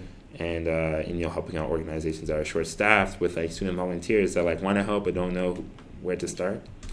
I think it's been some of the most important work I've done in my life, and obviously it's challenging. Sometimes it's hard. We were planning a lot of these events when a lot of the stuff we were planning was supposed to happen in February. We started planning during the summer. I found my dad had cancer end of October. He passed start of January, which is a month before the event. So I'm like, damn, do I really want to do this still? This is still a lot of work. I just remember Emerald Garner's dad passed, and she had to watch that video over and over again. And she got up every day. They got up every day and they went to work and fight for justice. And I'm like, if she can do that, and have to deal with the trauma of continuously seeing her dad said, I can't breathe 11 times to the officer. Yeah, that's tough. 11 times. And he ended up dying from not being able to breathe. Yeah. To see that and be like, okay, so why didn't he stop? And you're always going to wonder that. Mm-hmm. And to keep going and to keep fighting even 5 years later, if she can do that, I sure as hell can, organize some event on some campus. So that was a challenge, but it's through it all, just a matter of, and then also I feel a lot of times it can be Chris does no more. No, it's we have the most incredible team of people. We have Michelle Bannerman, I can go on, Verbormeter, Isaac at Yale, Demi at Dartmouth, Khalif and Tim at Brown, Jade at Columbia, Casey, Michael at Harvard. I'm probably going to forget some names, but just Jael at Cornell. Just an incredible group of people at all these campuses who have dedicated real time to making this happen. Yeah. And then those are the people who make no more names. Literally, I just stand up and smile and but those people's hearts and their commission, their commitment and their willingness to not, give up in the fight for justice, that's like super inspiring, and it's just like super powerful. Like Jalen, all these guys, and it's like it's become a family of some sorts for me. It's like people. Should put it up on the screen. No more names. We did already, but put it up again. But one question I had though was, this is Vic Mensa, right? Yeah. One question I had though was like, so this is like obviously really cool stuff you're doing, but I know like right now, America, super polarized political climate right now. Do you ever get any, especially on a topic like police brutality, which is very, very controversial? Do you ever get any pushback from people or any sort of like criticism or? Yeah. Really? For sure. But, I think fundamentally, I just know what's right in my heart. And I try and live by what I think is right. At the end of the day, if a man says I can't breathe 11 times, like, you release the chokehold. Yeah. You know what I mean? And, police officers aren't, I don't think all police officers are bad. I don't hate the police. I just understand that police officers aren't executioners. Like, okay, a guy was selling cigarettes, and that doesn't mean he gets a death sentence. Yeah. Like, the fact that people are getting the death sentence for what? Like, that's kind of fundamentally, like, we live in a system where it's, you're innocent until proven guilty. Everybody has the right to due process. And it seems a lot often that black people aren't the people getting that access. So it's a controversial issue, but I just kind of know where I stand. It's just like, I think it's easier to know where you stand on the issue when it could be you. You know what I mean? Like, I'm a big black guy, like, Your target. You have the conversation with your parents about, like, how you have to interact with the police. Because, like, if I reach to my pocket, I might not live to ever see another day. So I have to communicate. I'm reaching for my ID officer. I'm not armed, and stuff like that. And it's like, there's 10-year-old kids who learn this, and a system in which people have fear of the people who are supposed to protect and serve them is an inherently flawed system. And I think, there's more work to be done in terms of how do we address that? How do we rethink what policing is? How do we rethink what justice is? How do we rethink, even detention, like putting people in jail? Like, how do we rethink what that is? Because is that really the best way to stop crime? Is that really the best way to rehabilitate people? Should we be sending, thousands of young black men to jail for nonviolent drug offenses for drugs that are now legal in a lot of the U.S.? I think the answer is obvious to a lot of those questions. So you said you're comfortable talking about this, so whatever you feel like comfortable saying, feel free to talk about it. Your father passing away. Sort of like, what impact did that have on you? How did what if you don't mind, if you're gonna, whatever you're comfortable sharing, essentially what happened and how did that impact you? Yeah, he just he had liver cancer. It was won't talk too much about that component of it, but how it impacted me. Sorry, also about like when he was alive and then after he passed away. Yeah, how it impacted me. My dad was kind of a hero source to me. He came to Canada when he was 16 with like nothing, like delivered pieces to pay his way through college. Like, his definition of a hustler, like, went from nothing to something and was able to send all of his kids to like really good schools. The type of guy who would like never say no. So like, a story that I feel like epitomizes my dad, and it was just recently told to me. My sister and myself, when I was finishing kindergarten, were going to go to a private school. My brother, who is older and was in 3rd grade at the neighborhood Catholic school, my parents had planned to like maybe send him to a private school when he was like 9th grade for high school, and that would be more affordable, etc. My brother, I don't know, he's a smart kid. He comes up with like a presentation basically on why he feels like he should go to private school too. Because I want to learn, just like my brother and sister, I want to be able to go to a good university because it'll help me get a good job. It'll help change my life and the life of this family. Like a 3rd grade kid, like talking crazy. And at that moment, like my brother has no clue that like, I honestly can't really speak to what the financial situation was, but like, that's like an extra sum of money that people were not planning for, right? Yeah. And it's very easy to say like, okay, this is what the plan was. Like, we understand that, but like maybe later. And like my dad is just like not the type of guy to really say no to something like that. I mean, he's the type of guy to say like yes and like okay, and now I have to work extra to figure it out. Yeah. And like he is the type of person who sacrificed a lot to be able to, for me to live the dreams that I'm living right now, for me to be who I am. My dad gave up a lot. And, you know, what I struggled with initially after his passing was the idea that he never got to enjoy the fruit of his hard work, because he spent like his whole life working to set us up. It's like, now that we're set up, now he can just like, okay, be him. Yeah. But taken away before that could happen. But I feel like, you know, what I've come to terms with was that like his dream is us. You know, like for me, like, you know, you dream, and I feel like I write on my Instagram, I am my father's legacy. I'm my father's dream, and like I'm the living embodiment of that. And so when I go out every day into the world, and you know what I stand for, who I am, and what I work for is a representation of my father and his legacy. So that's what I try and stand by. And you know, it's funny, I watched The Lion King the other day, and like it's interesting because like it really hit me in a lot of ways, because like that's kind of what The Lion King's about. Yeah. You know what I mean? Yeah. And like you don't really think about like, okay, this is like a kids movie, etc., but like it's real themes of like this young man lost his father, and you know he had to figure out the world and figure out who he was, and then he realized that like my father still lives within me, and that was a powerful movie. And I'm with you, I cried when I watched it. You know, don't tell everybody, but I cried when I watched it, because you know, like there's a scene where he's like, "Yo, Dad, wake up.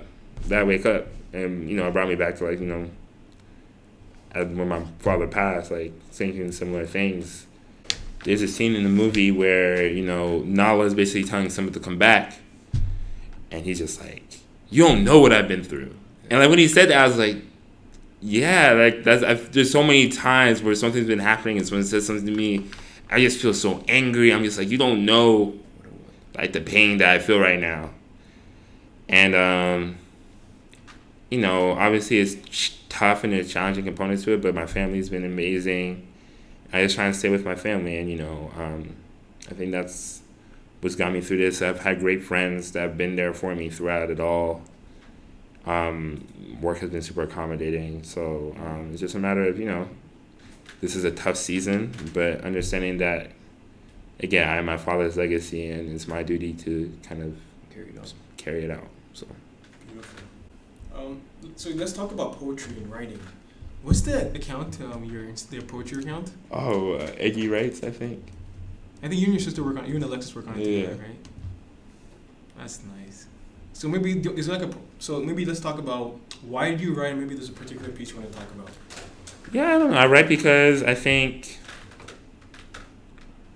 I don't know, I've just always been a very creative person. I like to express myself in different ways. At first, I would write raps, and then like I started writing more poetry. And yeah, my sister writes a lot of poetry, so it's just something I like to do. Like, it's one of the things I do in my free time. Is there one that? Have you ever thought of presenting? I've presented at some of the No More Names shows. I've presented poems. Yeah. I published something, got published once in like some random book. That's right. So I've like, you know, I've like had it published different places, you know, but yeah, it's just something I like to do. Is there a particular one you want to talk about? What do we have? I think I actually was this one. Do you have any that you liked? There's one I read, but I can't remember it now. Oh, this one about your father. Why don't we can talk about maybe the one in the middle. This one here? Yeah. Let me just see. Is that your father? Like those pictures of the kids? No, that's Doug Johnson? No. Stephen Clark. Yeah, Stephon Clark. Stephon Clark. Yeah. Yeah, so this one, I shattered many pieces of me, covered the floor like broken glass. And though I can put the pieces back together, the cracks don't disappear, neither does the fear. The smile on my face just a mask, behind which the turmoil that boils inside finds solace. As I drift deeper into a place where life and pain become synonymous, love and pain become synonymous, I broke. The determination, the distraction from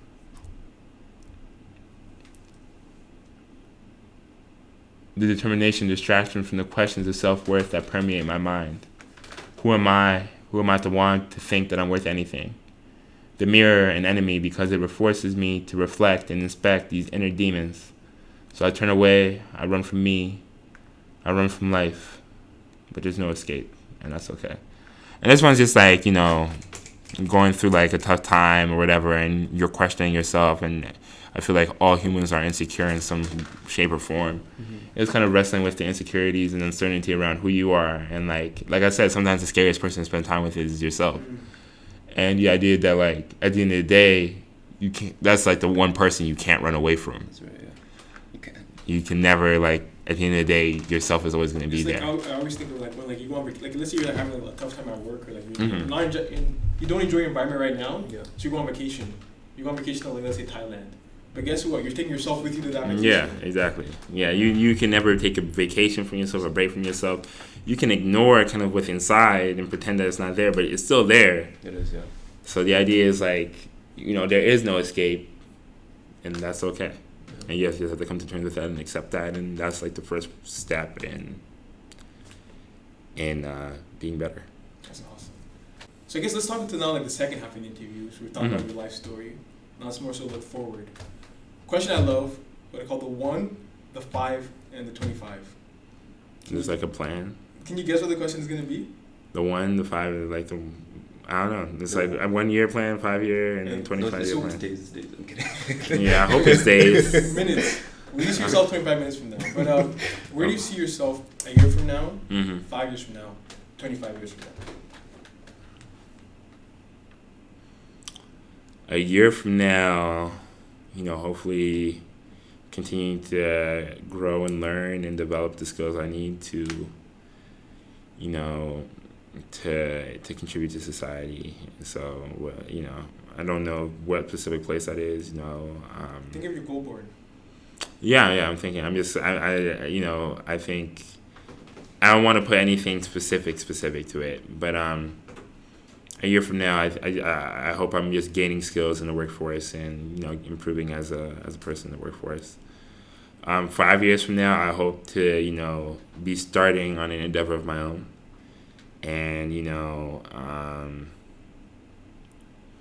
whether that's continuing within the firm of Goldman or externally, just something that is a little bit more self-driven. And then 25 years from now, I hope to look back on my life and see. I think a thread that I want to run through the 1 year, the 5 year, and the 25 years, just like throughout everything I want to continue to create. And I think that's like what just makes me most passionate, taking an idea and making it into something that is real. Yeah. For example, like saying, let's do a benefit concert, and then there's a benefit concert. Or, this is a cool concept of like fighting with yourself. Yeah. Let's write a poem. Oh, there's a poem. Thank you. Take one from that side too. So that concept of creating is something that I want to, by the 5 year mark, to have created, mm-hmm. In the 1 year mark to work towards creating, and then in the 25 year mark to have created multiple things and look back on it and be like, the things that I created I am proud of. So that's kind of how I would frame it. I don't want to get into anything like too hard because I feel like life is very flexible. Yeah. And you have to be malleable, and like those are things that I strive for, to create things that add value to the world. Yeah. Questions from the audience. Our intern Nikhil, do you have anything you want to ask Chris? No, not really. I think so. Okay, that's fine. If you have anything, just let us know. So another question I have is what are you currently obsessed with? Mm-hmm. So we've talked about a lot of really deep, very heavy subjects, which are very important to talk mm-hmm. about. But something light, like this can't be anything like I'm very obsessed with like world peace or equality, which are important. Yeah. But I was something like really light and fluffy. So like Instagram account, YouTube channel, workout, restaurant. Yeah. Anything. I'm like currently obsessed with. Almost all. I've been watching like a bunch of Disney movies lately, man. Last weekend I watched Hercules. I watched Into the Spider-Verse, and I was starting Mulan. And I'm like, I want to like go through like a bunch of Disney movies these next weeks, and just like, I think Disney creates just powerful stories. Yeah. And even if they're packaged in cartoon form, I feel like I said, like The Lion King is like a story I can really relate to. So, yeah, that's kind of what I like is been really driving me crazy. Also, like I like making music. I'm not very good at it, so I've been like itching to like record some of the stuff that I've been writing, and that's another thing. So those are like the two things, like music, and then like I wanna get through these Disney movies, man. I want to see which ones I really like, which ones have stuck with me, and the like. What's the one? Is it the Mulan one that they think we're doing a black Mulan? That's, Little Mermaid. Little Mermaid. That'd be pretty cool. I'm not too familiar with Disney, so I don't know. Is there anything else you want to ask? It's getting a lot of backlash though. Really? Yeah, a lot of people. I can imagine because they're not happy about having. Yeah. Mm-hmm. So Oh, yeah. it's like they want like the traditional one, but like it doesn't make sense because Traditional mermaid, like I don't understand that. Yeah, It's a fictional Have you ever character. met a mermaid? That's You so met? true. Have you met a white mermaid before? Have you met a black mermaid before? Like a mermaid could be of any skin tone. It's a creation of our imagination. And So I like, just realized too, isn't it weird? Like, so the two like ethnic Disney characters, right, were Mulan and Pocahontas, Yeah. and they're sort of like a caricature of like their culture in a way, you know. a little bit, yeah. And like, No, yeah, you know, and it's a like, little bit. And then more recently, The Princess and the Frog. Yeah. Uh, Which I think at least we have that now. yeah. that's good. So, but yeah, I think you have. At the end of the day, these are all made up characters. Yeah. And, you know, I feel like, especially in Mermaid, you can be very flexible with. Yeah. So, I don't understand a lot of the backlash. I think a lot of the backlash is rooted in hate. So, In front of, I have no questions, but honestly, man, like, thanks for coming. like, You've before- inspired yeah, this is not just me, but probably a lot of the viewers. And also, the one thing that I'm definitely gonna take away from this interview, because that's one thing I always look for, right? Is like whenever you ask people questions, right, you know, to give you a response, your reaction when we started talking about like social issues was like so powerful. Like I just see you getting so animated, and I'm just like, man, like whatever you're doing, like I just hope that you do very well in that like social issue stuff. Cause I see the passion in your eyes when you talk about it. thank you.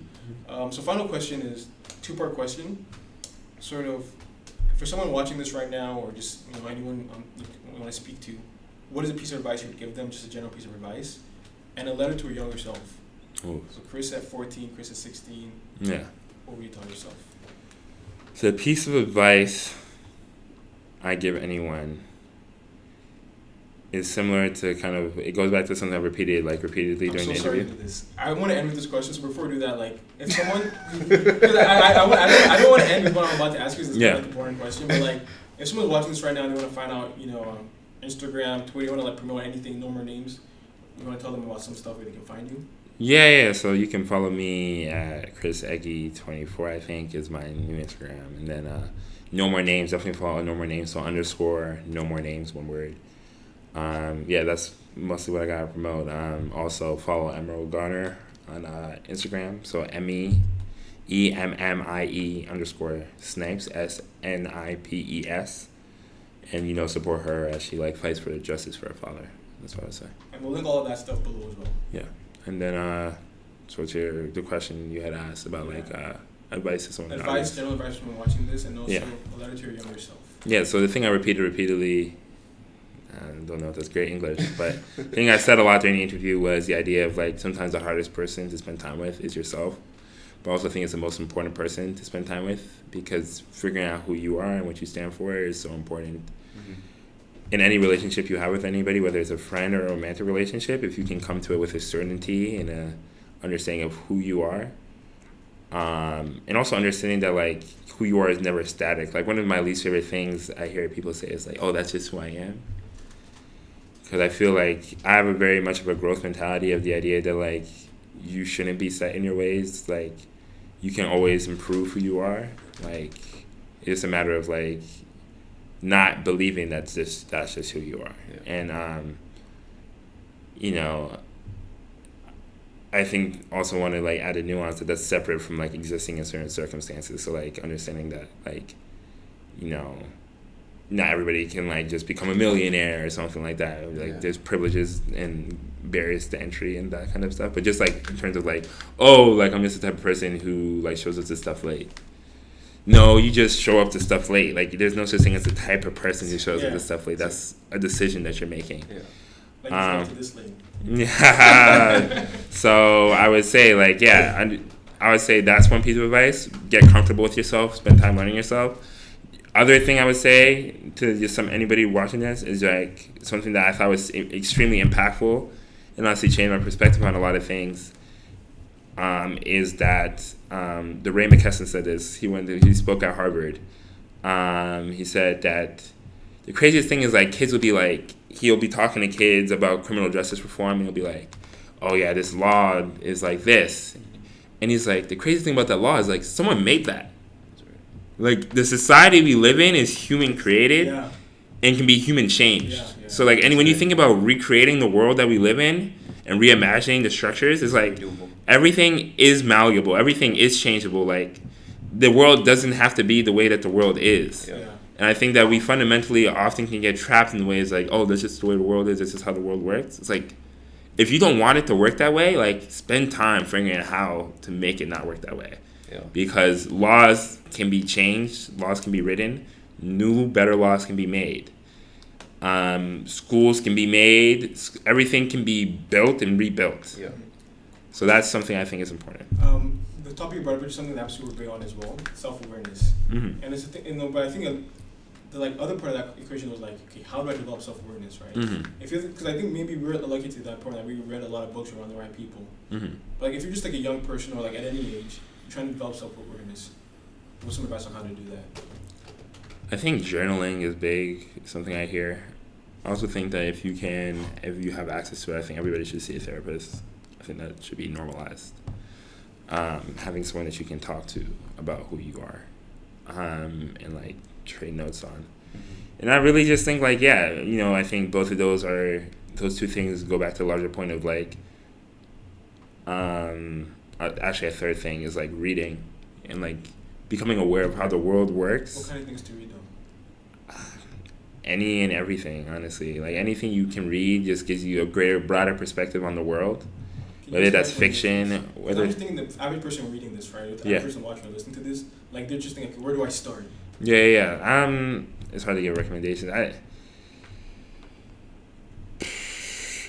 Pick a person that you admire and read their autobiography or something like that. I think just rooting your story within the broader universe and then taking time to, after you read, is just like, okay, so what's my story? And then like comparing notes. And whether that's like a nonfiction and someone's actual story, or even like reading the Harry Potter books and like you can gain stuff from that too. Today's episode of Atila TV is brought to you by Atila.ca. That's Atila. Atila is a website that helps students increase their chances of getting more money for school by making it really, really easy to find and apply to scholarships. You can find scholarships for all kinds of students. So, for example, you can find scholarships based on your program. So, I'm in engineering. So, you can find scholarships for engineering students. You can even find scholarships based on the school you go to. So, for example, I go to Western, go Mustangs. Find scholarship for Western students. And of course, if you make a profile, you just have to enter in this information once. And you can find scholarships for different demographics. Or based on your activities. So, obviously, man's a soccer guy. So, I can find scholarship for people who play soccer, who play different activities, singing, volunteering, piano, all that kind of stuff. You can even find scholarships based on your demographic. So let's say, for example, I'm a female, I'm a woman. Or you're a female, you're a woman. You can find scholarships that are specifically for females. Or let's say, for example, like I'm black, so I can find scholarships even based on my race. So if I was black, African American, scholarships for black, African American people. Or let's say, for example, I'm Indian or I'm South Asian. Find scholarships specifically for people who are Indian or South Asian. And let's say you finally found the scholarship you want. You can actually save a scholarship and you can access a lot of really cool features such as, if you save a scholarship, Atila will automatically send you a reminder a week and a day before your scholarship is due. That way you no longer need to keep track of all your different scholarship deadlines. So make sure to check it out. Atila.ca. Increase your chances of getting more money for school. Atila.ca. I've always wanted to do like a documentary on like just following like the lives of like 5 kids at Harvard at like different stages and like find out. Like, I feel like Harvard is like a big unknown. It's like this myth. It's like a fake place. Like I said, like Garden of Eden. A comment with like a tongue-in-cheek comment about like how people think of it as like some paradise, and it's like, well, okay, what is it really behind like the mystique of Harvard? It's like like who are the people who are actually there? Yeah. But yeah, so like the advice I give, I said read to situate yourself in society, and then all those things go back to the idea of like taking time to like, as you do these things, like sit down at the end of the day and just be like, so what did I do today? Why did I do that? Did I like it? Did it make me happy? Did it make me sad? Why did it make me sad? And like just asking questions about like being intentional about asking questions about like stuff that's happening, because it's so easy to just go through life and like float through the day, but like taking time to like at the end of the day be like, okay, what just happened? Then the next day is like, okay, I'm gonna do this because yesterday it made me happy. Yeah. Or this is something that made me sad. I know it made me sad because this. Should it make me sad? Is this a justifiable reason to be sad? Maybe next time it happens, I can explain to myself there isn't a reason to be sad, and I won't be as sad. I know I said last question, and I know I just have to ask this question because it just came to me now. I think this is a great question. I think I'm going to start asking every person I interview this question. In the last 7 days, what made you the happiest and what made you the saddest? The happiest, probably seeing my mom when I got here today. And the saddest,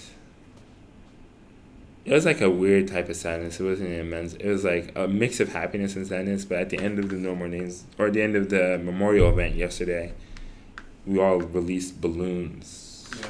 We released one balloon for every time Eric said, "I can't breathe." Oh, yeah. And it's like watching the balloons like fall into the sky. Yeah. Really got to you. Yeah. I was just like, it's sad. This is this is a family that 5 years.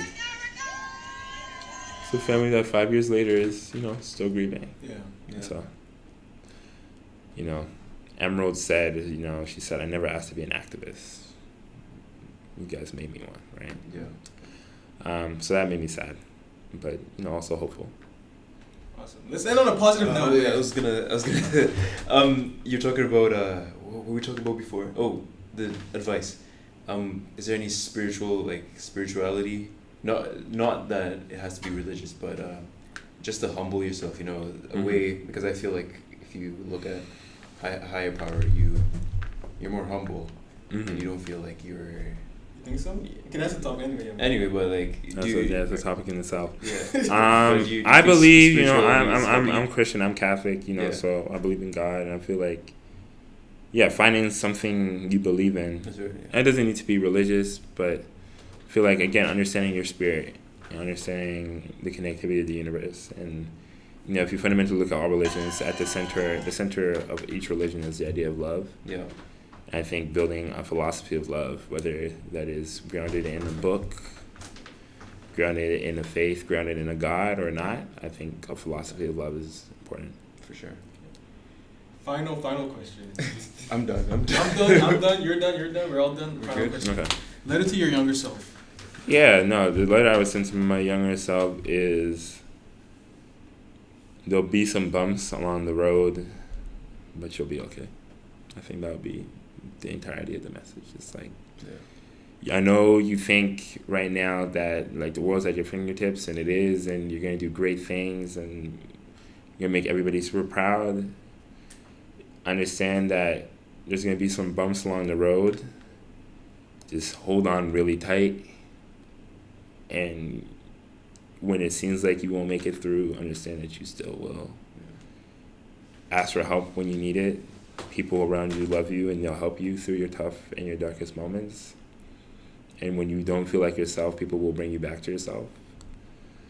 But yeah, it's going to be a ride, man. Sure. It's going to be highs and lows, and like I said, just hold on. So that's what I say. Man like Iggy. Thanks for coming, man. You're honestly inspiring a lot of people out there. Thank you. And you're doing you, man. And in here too, yeah, for sure. Yeah. Don't stop recording yet. That's it with us and Chris Iggy. Catch us on YouTube, Spotify, iTunes. Read our blog post at atila.ca. Catch us on the next episode. Peace. All right, dope. Let's go. Check. She ain't gotta tell me what to do with it, I already know.